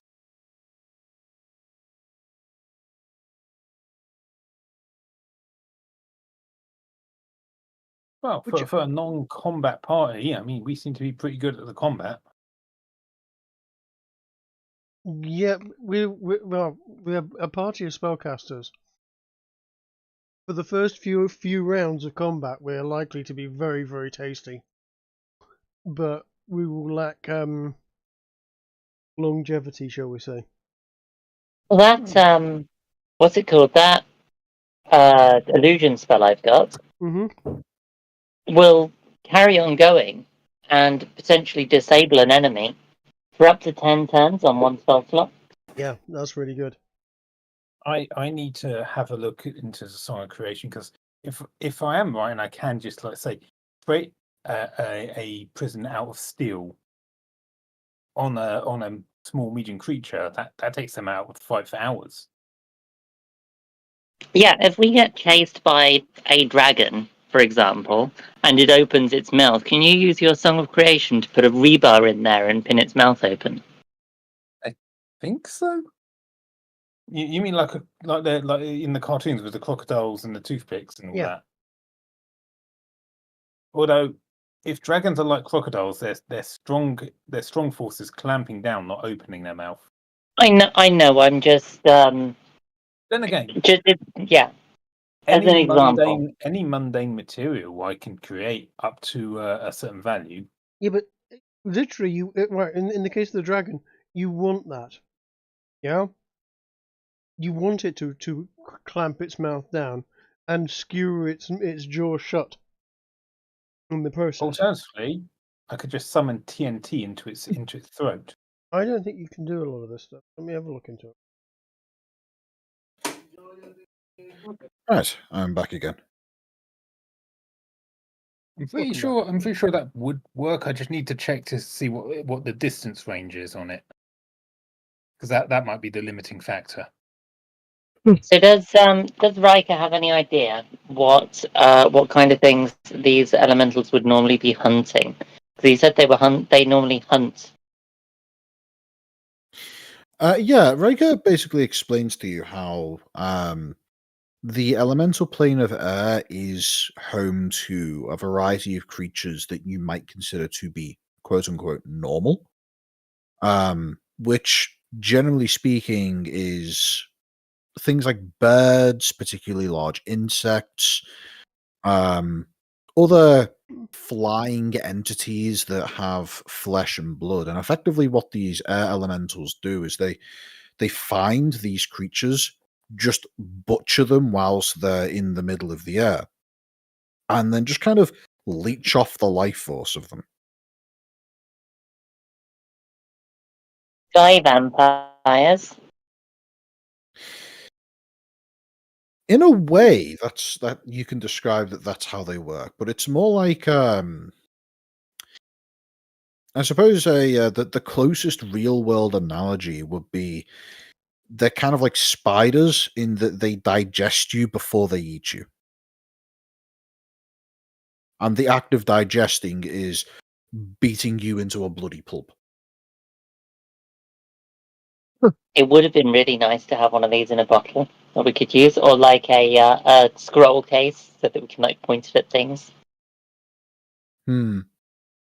Still, I think we should see what they were hunting, because they've done a number on those trees. They were clearly after something that was valuable to them. Agreed. So, as you float back down to the surface, you notice that the reason why there doesn't appear to be any major plant life in this clearing is that it appears as though that there is a near perfectly circular pool of water located in the approximate center of this landmass. As you're able to observe this as you are lowering down to the surface, and upon arriving, you realize that this near perfectly circular pool is in fact artificially created. It appears as though that you have found yourself at a shrine of some kind. Well, what's it made of? It's made of a light, soft stone. It looks similar to sandstone. Again, this seems less than uninhabited. Could I see if I can figure anything out with using my stone cutting ability? Yes. Stone cutting basically doubles your proficiency bonus. So go ahead and go ahead and roll a history check, and whatever your bonus is will double it. So that will be up to a 20. The stone cutting feature basically gives you the ability to read that they're ancient ruins. this is something that has been constructed a great deal of time ago, and in doing so, whoever made these, unless they are an immortal, this is ancient. They're long dead. Is there any like markings or symbols that I might recognize on the stonework that might give us some idea of who they were? As a matter of fact, there are. And this, let me give you a more detailed description as to the nature of this thing that you're looking at. So, the pool is approximately 15 feet across, and it appears as though the water coming out of seemingly the ground itself, as if this were some form of natural spring. The water is crystal clear. In fact, when you guys land, Riker actually kneels down and takes a small drink of it, proclaiming it to be excellent quality water.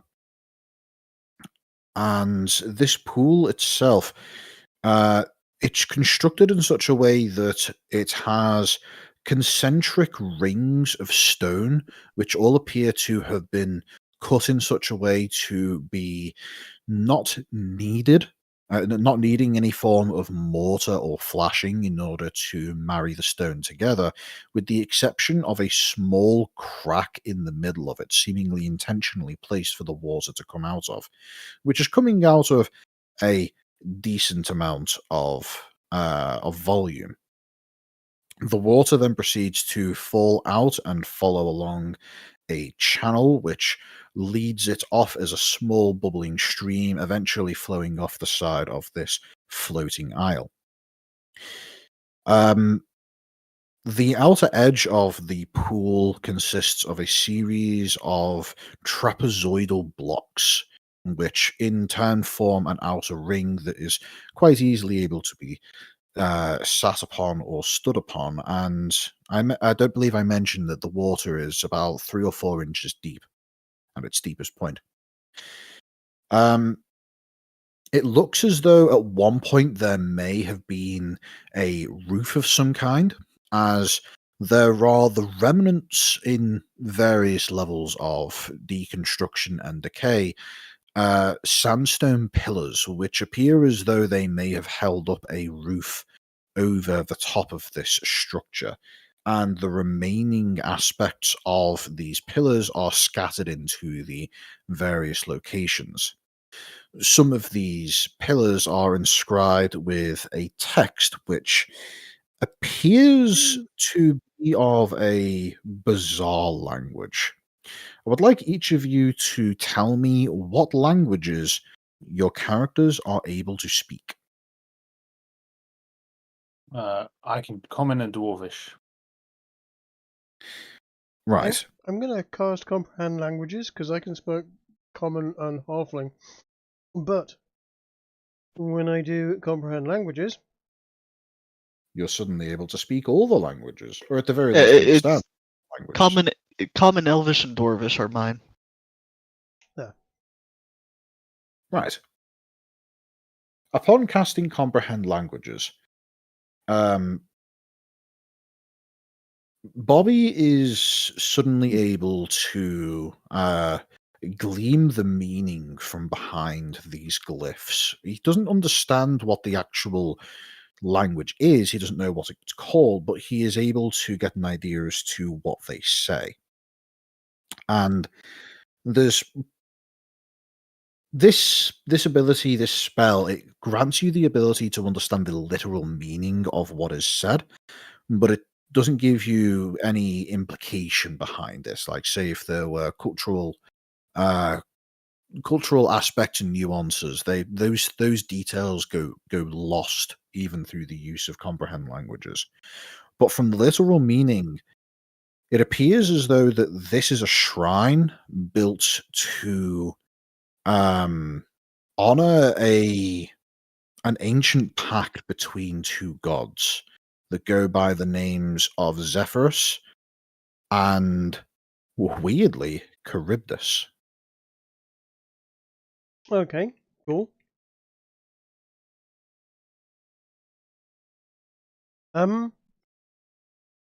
We should take a rubbing or a copy of this, guys.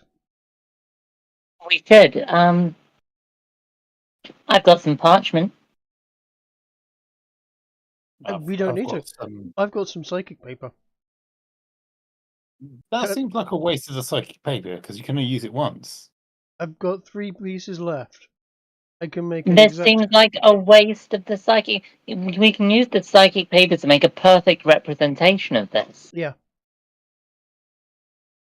Alright. But now, how rare is this? I'm going to look up to our guide.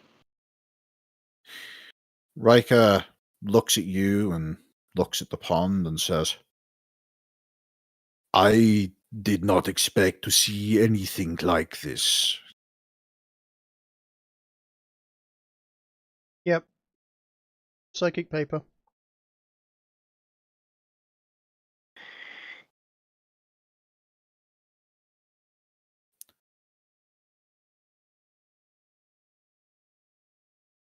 Riker then speaks up again and says, I suspect that this may be a fresh discovery. You may want to think of something to claim this. Why, that's like put a flag on it. No, name it. Well, it was a bond between Charybdis and Zephyrus. Zephyrus.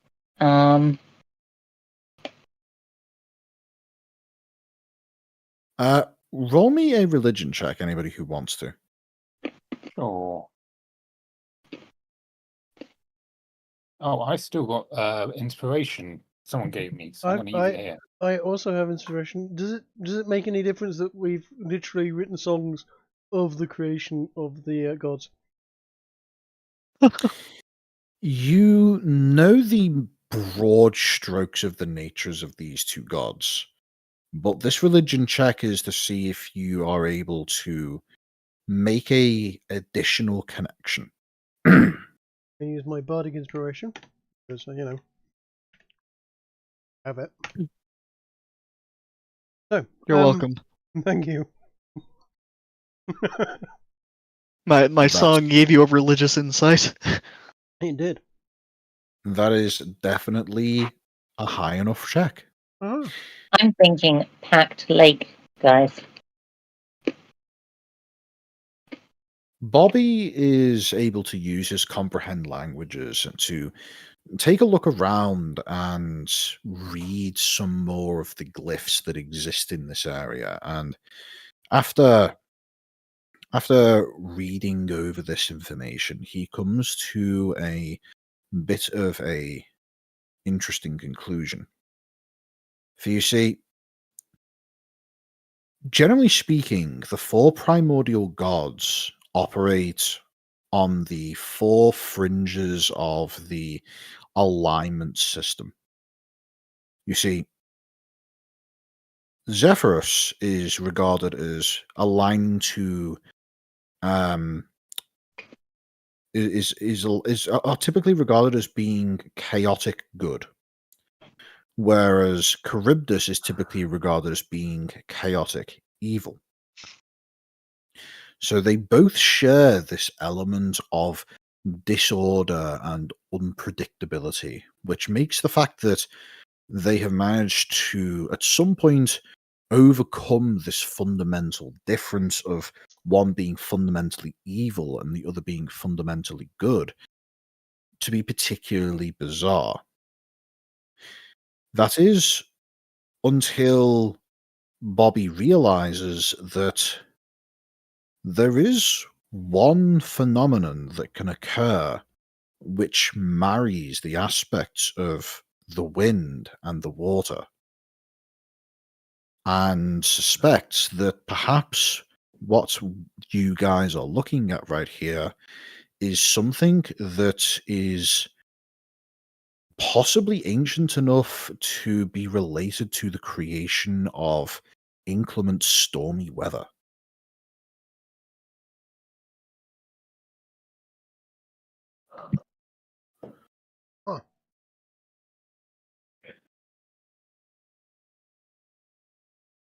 Well, we need a name for it, and the only thing I've got in my head is Storm-Packed Shrine. Yeah, sounds good. Oh, so I was thinking maybe Stormwind Keep. It's not a That's- keep. Not much of a keep. Neither It's- was Stormwind Keep. It's more of a shrine, or oasis, or anti-oasis, or clearing. But shrine sounds more accurate. The Esseguba Mess Shrine. Yeah, that works. Yeah, Storm-Packed it is. Storm-Packed Shrine. I don't know. I've got a supporter for my name. Yeah, Storm something. Storm something is good. Fine. I mean, I always said we should have a bit of Storm in our band name anyway. So with my sheet of psychic paper, using one of them, I will make a note of all of the details that I was unable to read but understand, and what call that scroll of Storm-Packed Shrine. Sure. Sounds good. Are you able to use psychic paper like a camera and like get a really detailed Are we photograph? really going to miss out on the opportunity to have ourselves referenced in the name of this?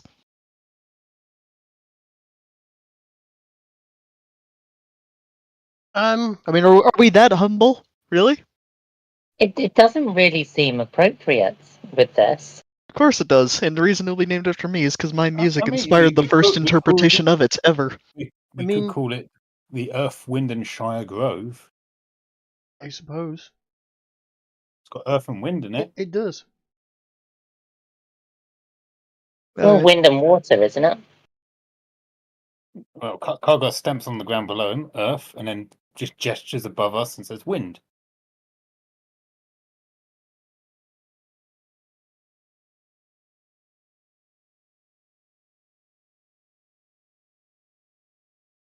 That's I'll go with whatever the consensus is on this. I just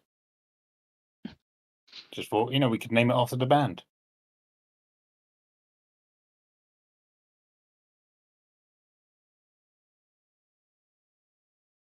How about Windshire?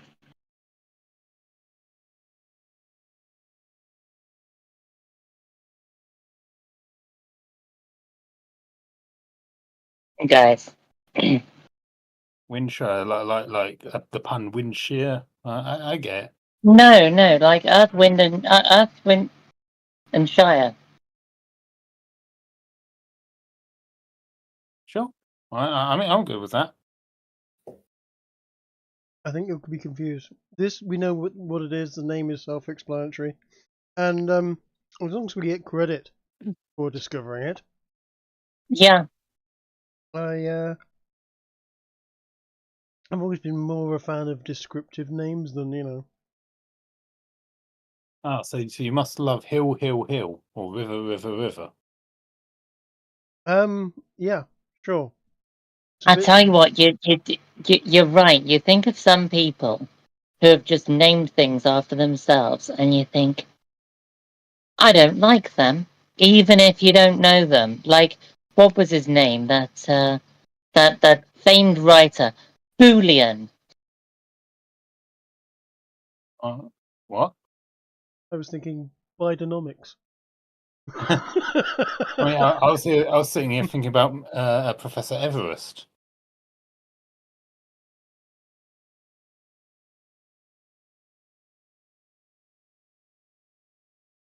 So at this point, Rika is looking at your party with a look of curiosity as you are all having this discussion. And he points out that, well, I'll say it in his voice. Does anybody else think it odd that the water comes from this place? Where's the No, water coming from? No, you That would be mentioned it. Bond to Charybdis, wouldn't it? I mean, It doesn't seem to be flowing, does it?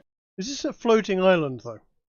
Yeah. This is a floating island, and the water is flowing up and out over this pool, and is making a small trickle of water off the edge of the floating island. How deep is the pool? It's only about 4 inches deep, but it's about 15 feet across, so it's a considerable volume of water. I'm going to wander to the middle and see if I can find the source of the water.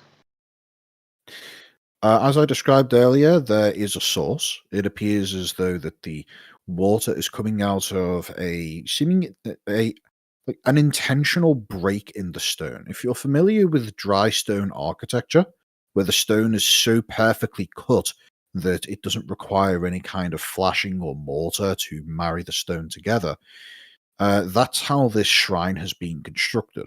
However, there is an intentional gap in the stone in the center where the water is welling up from.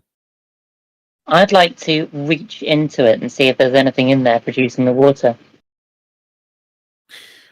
There isn't much in the way of a gap large enough to fit an entire hand, but It's a halfling hand. You can manage to squeeze, like, you could squeeze your hand in there up to approximately the final knuckles, but beyond that, your hand doesn't really go any deeper in.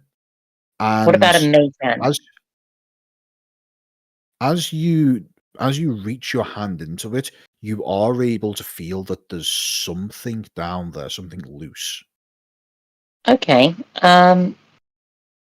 we can do that. I've got a unseen servant.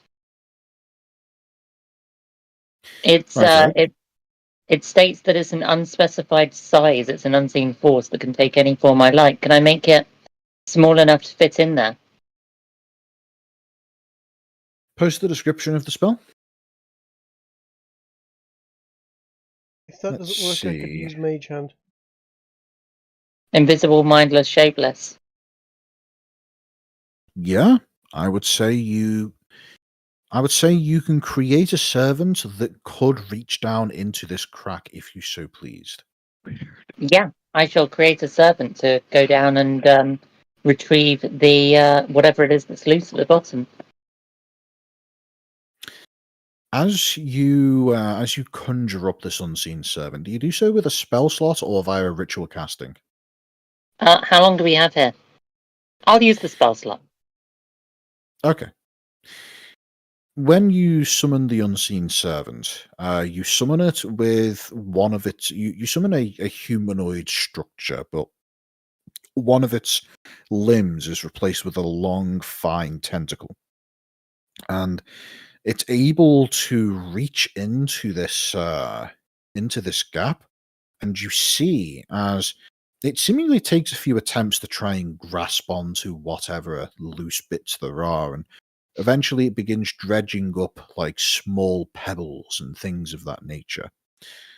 And as it pulls these pebbles out of the ground, you notice that each one seemingly is producing its own continuous supply of water. They're small, rounded, and look like they may have come off the bottom of a riverbed. But each one is perpetually drenched in water and appears to be emitting water of its own volition. Okay. You If we suspect place this... Go on. I'm sorry. I was going to say if we put it in a jar and put a lid on the top, will it produce pressure or will it stop when it's filled? If you test this, but as you place the lid on top of the jar, the water gradually fills up, and eventually the lid on the jar pops out as if to say it's under pressure. This is before it fills up. If it this is quite powerful.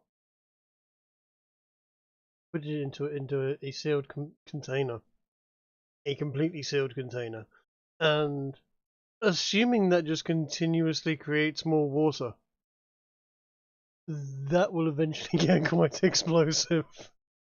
Yep. I mean, you could At- use it to at any- create some pretty powerful torque on a wheel. At any point, by the way, do you take the lid off of the jar? No. Okay. After around 15 or so minutes, you notice that the jar seems to have stopped changing. Okay. I'm going to stow the jar and very carefully, of course. Hmm. And how many of these stones are there? There appears to be 7 of them, and they're all of varying sizes, ranging from about long and flat and thin, but about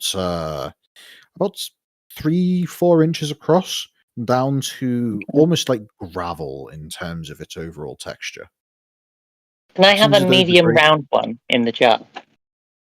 Sure. How big are we talking here? Marble sized? Yeah, sure. Marble's good. Right. So you have a very wet marble inside of a jar.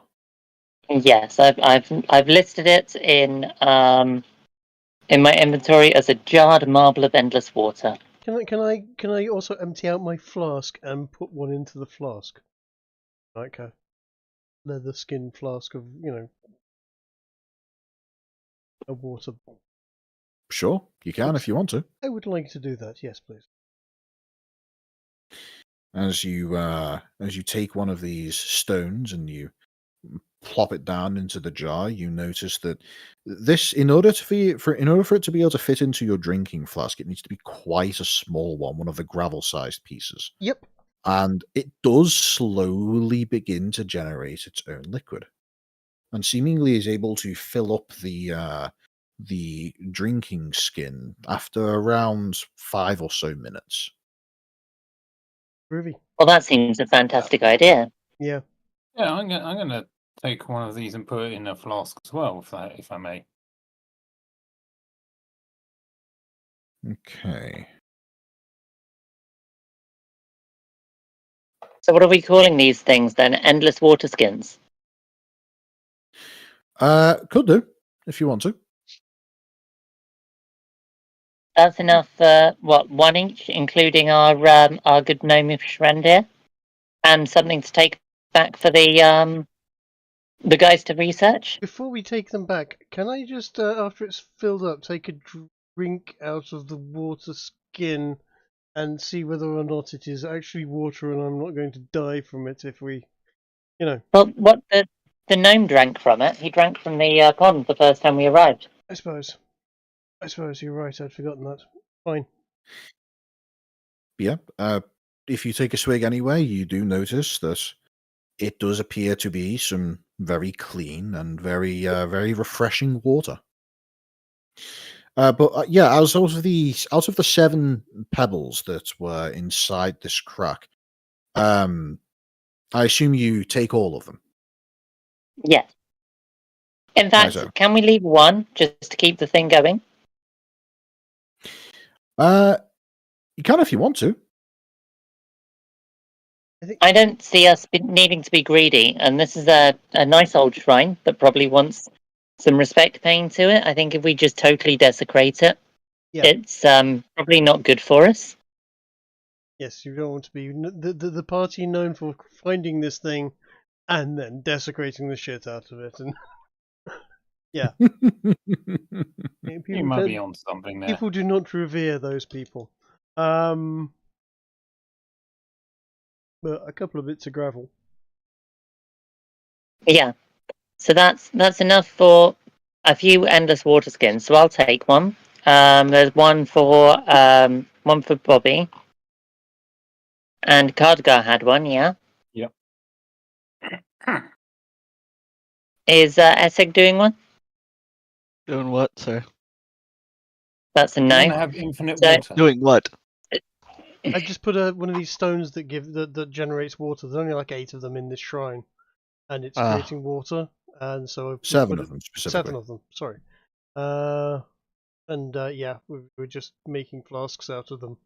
but we decided not to take all of them. But whoever wants one so far, we've got 3. I'll take one. Sounds fun. Right, so Great. And we'll take all bar 1 back with us as well for the all bar 2, in fact. So that's 2 others, right? For the purposes of handing into the university for investigation as part of this Alrighty. expedition. Yeah, it's you're able to do so without any issues, and when you're finished taking these various stones out, popping them into water skins, and returning the remainder back, the 2 that you return to the font, do you put them back into the crack, or do you just pop them in the water? I'm putting them back in the crack. Right, okay, makes sense. So, looking around, you haven't really spent too much time observing the surrounding area, but you do see that, well, this is a shrine of some variety. Is there anything else you want to do in the area, or do you begin going through the effort of returning to the place where you're expecting a portal to suddenly explode open? I think we do a Well, quick how long do we investigation. have? Yeah, that's a good question. But I was going to say, at least do a quick perception and investigation of the general area. Where there's a shrine, there's generally people who worship. Riker, he informs you of the fact that you have almost an hour left. Oh, fantastic! Yeah. Okay. Do you think it's worth doing like Oh, some Beck. sort of ritual song or something, as thanks to Do you know a ritual song of thanks? I mean, We could anything write that's one. not disrespectful, I'd imagine. I guess I'll roll religion on that, maybe. Go for it. Should we do a? In fact, yeah. Let's all do a religion. 6. 15. And I generally think that's. I want to have a look around the area rather We've than. got an hour. Just 5-10 minutes. Short, Yeah. respectful thing to the gods. who Yeah, gave us I these don't broken think it is though. stones. I think it's actually if you don't know the right ritual and you're not singing the right words, you're just making shit up. Yeah, it's literally sacrilegious. we don't have to do a ritual though. We can just show some respect, essentially, by doing an impromptu number. We'll Yeah, just exactly. improvise something in respect of what we've done. Mm. A ballad, maybe. Well, from Same those as religion checks that you're able to make, Cardgar racks his brains and comes up with one particular old song that he remembers that, when translated from Dwarven into Common, roughly translates into the "Rain, Rain, Go Away" nursery rhyme. And Bobby is able to, with his 8 on a religion check, correctly deduced that would be the worst possible thing to sing right now. Yeah, Well- I don't think this is a good idea. Just saying. I would rather spend our time looking around and investigating the area. What does Kiki's 15 religion get her? Kiki's 15 in religion is able to, first of all, determine that she's not aware of any kind of religious chants that would be appropriate towards either Zephyrus or especially Charybdis. But at one point of information does pop into her mind, remembering from the more general broad text available on the 4 primordial gods, is that Charybdis is generally regarded to be an extremely envious and spiteful god, and realizes that for Charybdis to have created something and seemingly gifted it to one of his polar opposites, that being the god of the air,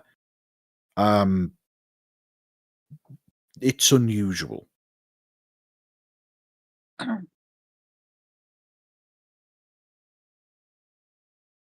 Like one of the ancient religious stories describes how the very nature of magic itself, the goddess Epiphany, was sealed away beneath the oceans of Charybdis for countless eons simply because Charybdis wanted to try and contain this newfound potential to himself as a matter of just sheer spite and envy. Right. With a 15, would an instrumental piece, just something light and improvised that just reflected the nature of the area we're in and the shrine itself, be seen as sacrilegious, or would it be seen as a decent offering?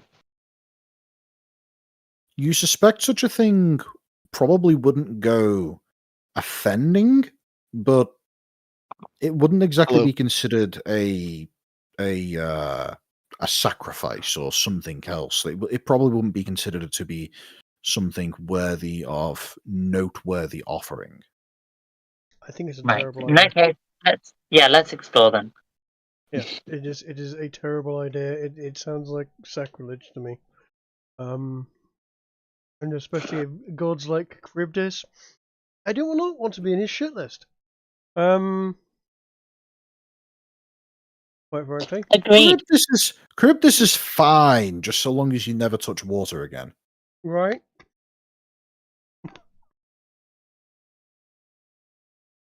Let's have a look around as much as we can. We've got an hour. I This is mean, where I do what my what could awful. possibly go wrong pissing off the primordial god of the oceans? Precisely. Yeah. Look what it got, fucking Ulysses. Let's do an investigation of the area. Alrighty. I Who will, else is rolling do- investigation? Yeah, let's do it. I'll give Piper a bardic inspiration as well. Oh, fantastic! That's no D6, right? Yep. Yep. 18. All right. So, as the three of you go around, and presumably, Essig also potters around trying to see if he stumbles into anything. As you all walk around the area, trying to get a better feel to see if there's anything missing from this general region, Piper is able to uncover something. On the outer edge of the stonework that makes up the outer boundary of this shrine, Piper is able to spot that it appears as though that perhaps at one point this shrine was like less buried than what it is right now, as it appears as though that there is some additional what appears to be decorative stonework on the outside of the area, which is currently being covered over by what appears to be just some light topsoil, sandy stuff. Something with it we can clear and investigate further. With a bit of effort, yes, a trowel might do some good work. Yeah, let's have a dig. I don't have a trowel, but does anyone else have any kind of digging equipment? I was I have a rapier. It's renowned for being very ineffective at digging. I might be able to use a dagger, but again, that's pretty much I can put small holes in things. I've got that's really good at digging. Well, at dogs, but they're miles away at the moment. No, they're not. They're right with us. I'm just gonna present my key. You're right. You're right. Well, aren't we in a place of higher pressure and you're opening it up into a small room? Won't that do things? Give him a change of air. Just saying. Is that how the portals work, Ginge? Or There's a doorway, You isn't don't it? know. You'd have to find out. Do you choose Right, to open okay. up the pocket space? yeah, Okay. As you do so and you turn the key, there is a sudden blast of air as the door is violently swung open, as the increased air pressure in the area in which you are in invades the space that the pair of dogs were previously inside. And as you take a look inside, there does appear to be a pair of, you suspect up until very recently, sleeping canines, who now look tremendously bothered. hey boys, do you want to do some digging? Your dog does a enthusiastic bark. Trig's dog, on the other hand, just stares at you. Come on, not lure him out and present him the area to be dug. Yeah. Well, I'll go sit Frizz with mine is and give him a quick fuzz on the head and go, "You stay there, buddy. Stay there." Give him a well. bit of jerky. The or whatever. dogs do appear to be somewhat apprehensive about stepping out into this new realm. You can tell that Frizz is especially apparently put off slightly by the fact that there is a shocking lack of gravity, and is able to quite promptly put that aside and begins digging. But you can see that his claws seem to be not making much good headway, as whenever his paw hits the ground with the intention of clawing up some of the dirt, apparently it puts sufficient leverage on him to make his rear end go slightly airborne. Are you And able he's- to increase that gravity for us at all? I'll look up to our guide. I've forgotten his name again. Riker, just think yeah. of Will Riker, Star Trek, etc. Just, not. Yeah, Right, Riker yeah.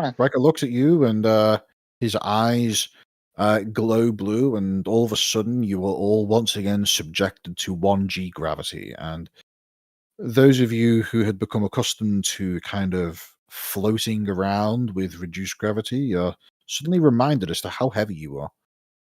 You are going to have to teach us to do that again at some point.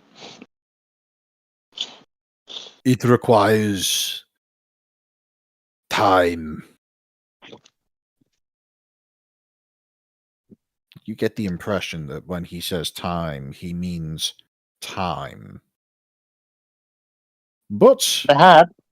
Frizz is suddenly quite enthusiastic about digging and is able to get going with his claws to quite a degree. And it isn't long before the dirt that has been compacted around here over the course of God knows how long is rapidly excavated away.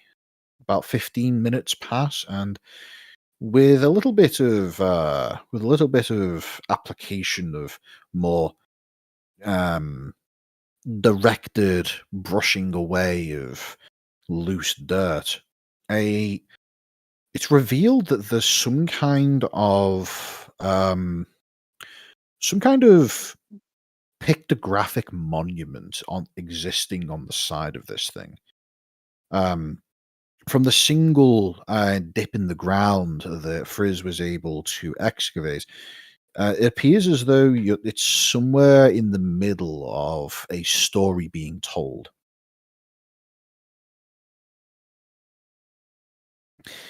Looks like there's more of it we can cover. It looks like as though if you were to excavate to around the entire thing, it might produce more information. This particular part that you're looking at right now seems to give a depiction of what can be best described as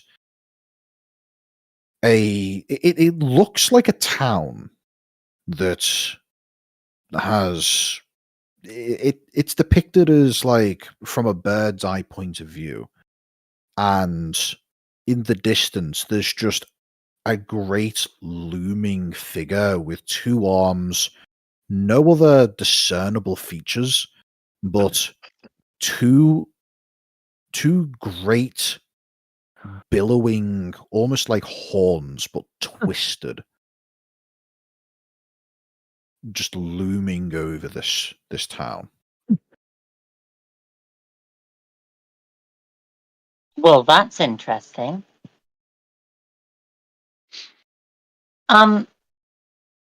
Riker, do you think can this place be marked for like a proper excavation? I think there's something of significance here.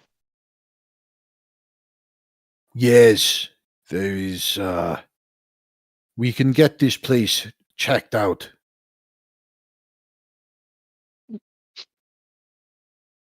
Brilliant. Archaeology is something that the menagerie does practice in. Fantastic. Well, looking at this map of the village here, whereabouts on it is the shrine, do you think? Let's have a look. Perception? Investigation? You don't need to roll either of those. It's quite obvious from the depiction of this town and the comparative relative size to the island on which you find yourself that this is almost certainly not a location that was inside the town. Right. So they essentially pilgrimaged here. You get the impression Can you make my petite parlor one tile wider, please? Sure. Like so. Yeah, that's perfect. Thank you. Yeah, you get the impression that this shrine depicts something, but isn't where the shrine is depicting. Right.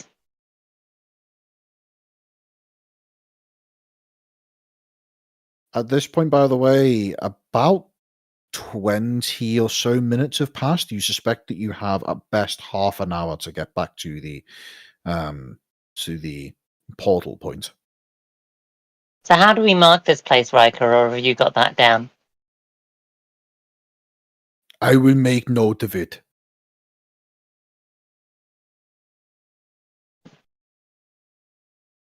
Brilliant. Then I guess we'd best. We had 5 of those pieces of paper each, right? No. The psychic paper, you only have access to 3 more sheets of it, I believe, all of which are in the possession of Bobby. Yeah. Okay. Do you think this is worth one, or I mean, there's going to be. It's definitely worth one. I will pass it over to you. No, hold on to it with the other one. Keep the two together. Okay, fine. So making a perfect copy of that as well. What should we call that? What did we name the place again? Stormpact. No, yeah. Yeah, I've got it down as Stormpact Shrine. Stormpact Shrine, yeah. So what are we doing? Sorry, I was pinning a. We're making a copy of the fresco that we've uncovered. Righto. So, just a quick question for those in the game. The current plan is to have the party return to the prime material plane and then call the session to an end. Any objections to that? Nope. No, not at all.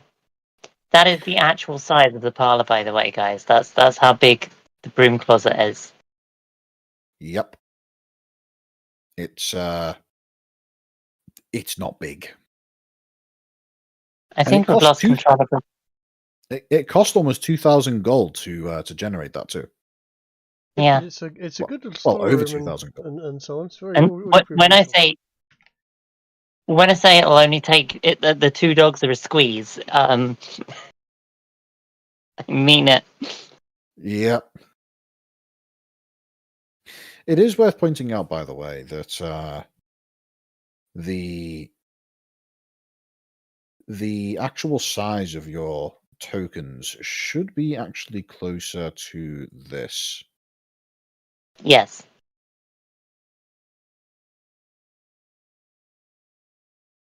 Speaking of, so should that fella right there.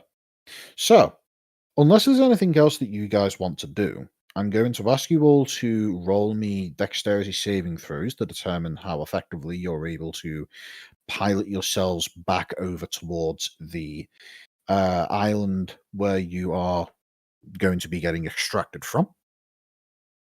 Okay. Can I hazard a chance at an acrobatics roll with it so I can do it with a significant amount of style? I'm gonna. You can, but you would still need to do the save. Right. This time around, since you have experience with this, I'm going to say you have advantage, but the DC is still 15, and for every point below the 15 that you fail to meet the check, you will take a D6 of fall damage. Well, how about that then? You absolutely nail it. I don't mind a 22. All right, as in Coatrack, you two go ahead and roll. Yeah. Dex save. That's a dexterity saving throw. There you go. Nope. 12. I did not do Oh well. dear. Okay. Hang on. Oh, Can I use one of my charges of lucky on Cardgar? I believe lucky only applies to rolls being done by yourself or rolls against you. Dispel. Whenever you make an attack roll, an ability check, or a saving throw. Yeah, I thought that lucky worked was you roll. Yeah, so you Yeah, can't it's spend my rolls. lucky on Cardgar, but the party does have an instance of DM inspiration that they could spend if they wanted to. You I mean, get it's not a one natural possession. one. I'll be I fine. don't think it's worth a DM. Yeah. You got advantage on it, so you got 12. Surely. 12d6. Yeah, he rolled a 3 and a 4, Trick. Oh, okay. Essig rolled the 12. You're right. I missed it. Yes, you. Okay. Damn. Yeah, that's pretty. That's pretty. I mean, pretty wrong. this could end badly. You know what? Can I use my acrobatics that I'm doing as we're going over there to do some sort of acrobatic save and basically sort of pull, punt, and generally sort of dwarf toss him in the right direction whilst we're flying? You weigh less than half he does. Yep. That's why it's not going to be very effective. But I did get a 21. I mean, like, if I hold my axe out I at could say max range, then it would allow you to have more. I know. I've got a great idea. As we're flying along, I want to throw my thunder. I'll fly round to the side that will correct his movements in the right direction, and I want to pob a thunderstone at his head. I could feather fall myself to reduce how much I weigh, couldn't I? So I don't get hit in the head. This isn't okay. You're not falling. You are on a ballistic trajectory, and you have applied far too much velocity to yourself. Applying featherfall will straighten out the trajectory arc. It will not reduce your velocity. No, but you did when I used it earlier. On Trig, you said it made him weigh less. It did, yes. It functionally made him weigh less. Yes. And you said the problem with Trig's original idea of acrobatics was that he weighs less than me. There's a lot of magic Yeah. gaming going off here.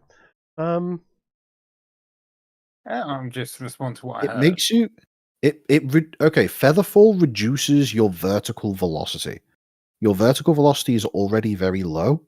It's your horizontal velocity that's the issue, and Featherfall doesn't do anything for that.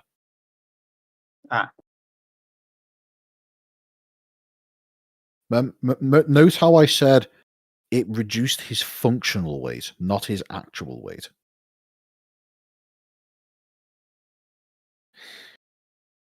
Okay, so I will say that with the acrobatics check being such a high value, Bobby could use that acrobatics check to reduce the amount of damage that somebody takes to a half.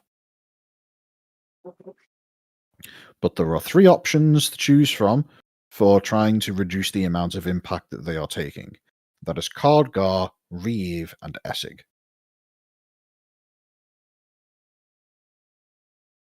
So Cardgar with a 3 is going to be taking 12d6. No, a 4 is going to be taking 11d6. Reeve is going to be taking 5d6. No, 6d6. Wait. Yeah, 66. And Essig is going to be taking just 2d6. Assuming I've got the Alright. math right. Cool. Cardgar's. Sorry, Reeve was almost as bad as Cardgar's. Am I rolling the Reeve- 2d6 myself, Reeve or are you got- rolling it? No, you go ahead and roll it. So you're rolling 2d6. 2d6. Okay, I took 6 damage. Got it. Okay. Reeve Applied. is taking 66. So let's see. /R6d6. Is Riker not able to do some reality shenanigans to help us here? I'm going to say no purely because that's a lot of speed and he can't keep up. Just take the damage, bro. Oh, hey, die. I'm just concerned because 11d6 is squelch territory. You'll be fine. You'll roll though. I will attempt to help Cardgar because he seems to be in the most danger of unaliving himself. You go ahead and use your you go ahead and okay. It's 10d6 on Cardgar. And then whatever the result is, you can choose to halve it. Okay. Squelch. Okay, well, take half. Round up or down, Ginger? Always round down. And seeing you're injured, rolls eyes and in general exasperation, and Bobby casts that. Oh, 11. By the way, Reeve, when Reeve impacts, he's immediately unconscious. In that case, bleeding. I'll heal Reeve. Yeah, no, go for the unconscious fellow. Yeah. So give 11 to Reeve. Yeah. The Reeve's Right. taken 10 I'll damage, walk this essentially. off. Yeah. We'll put the dogs back in the parlor and close the door before we leave. By the way. Yeah, that makes sense.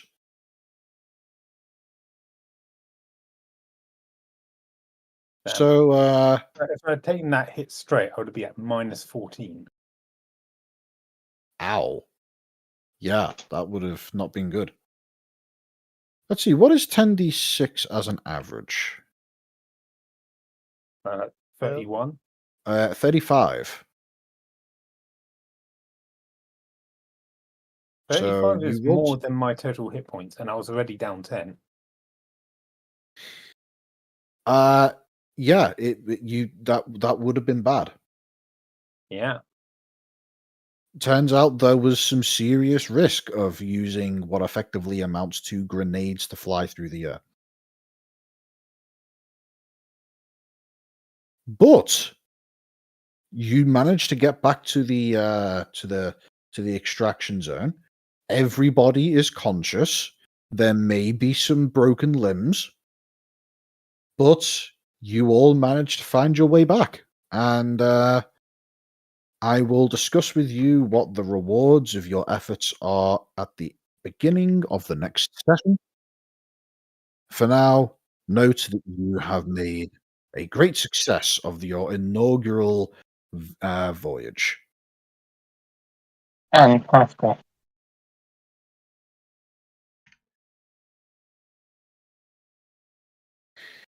Nice. All right then. Ginge, I appear to have broken my character. How so? When I drag my character onto the map, firstly, I don't seem to have control of this. If I delete that and you drag your character on again, what happens? I come back this small. Halfling. I mean, it's Thank not. you. Okay, now I'm going to delete that again. Drag No. yourself on again. You know what? I need Leave you it this to way. Leave it this way. This is too funny. no, make it big, and then I can save it as a big one.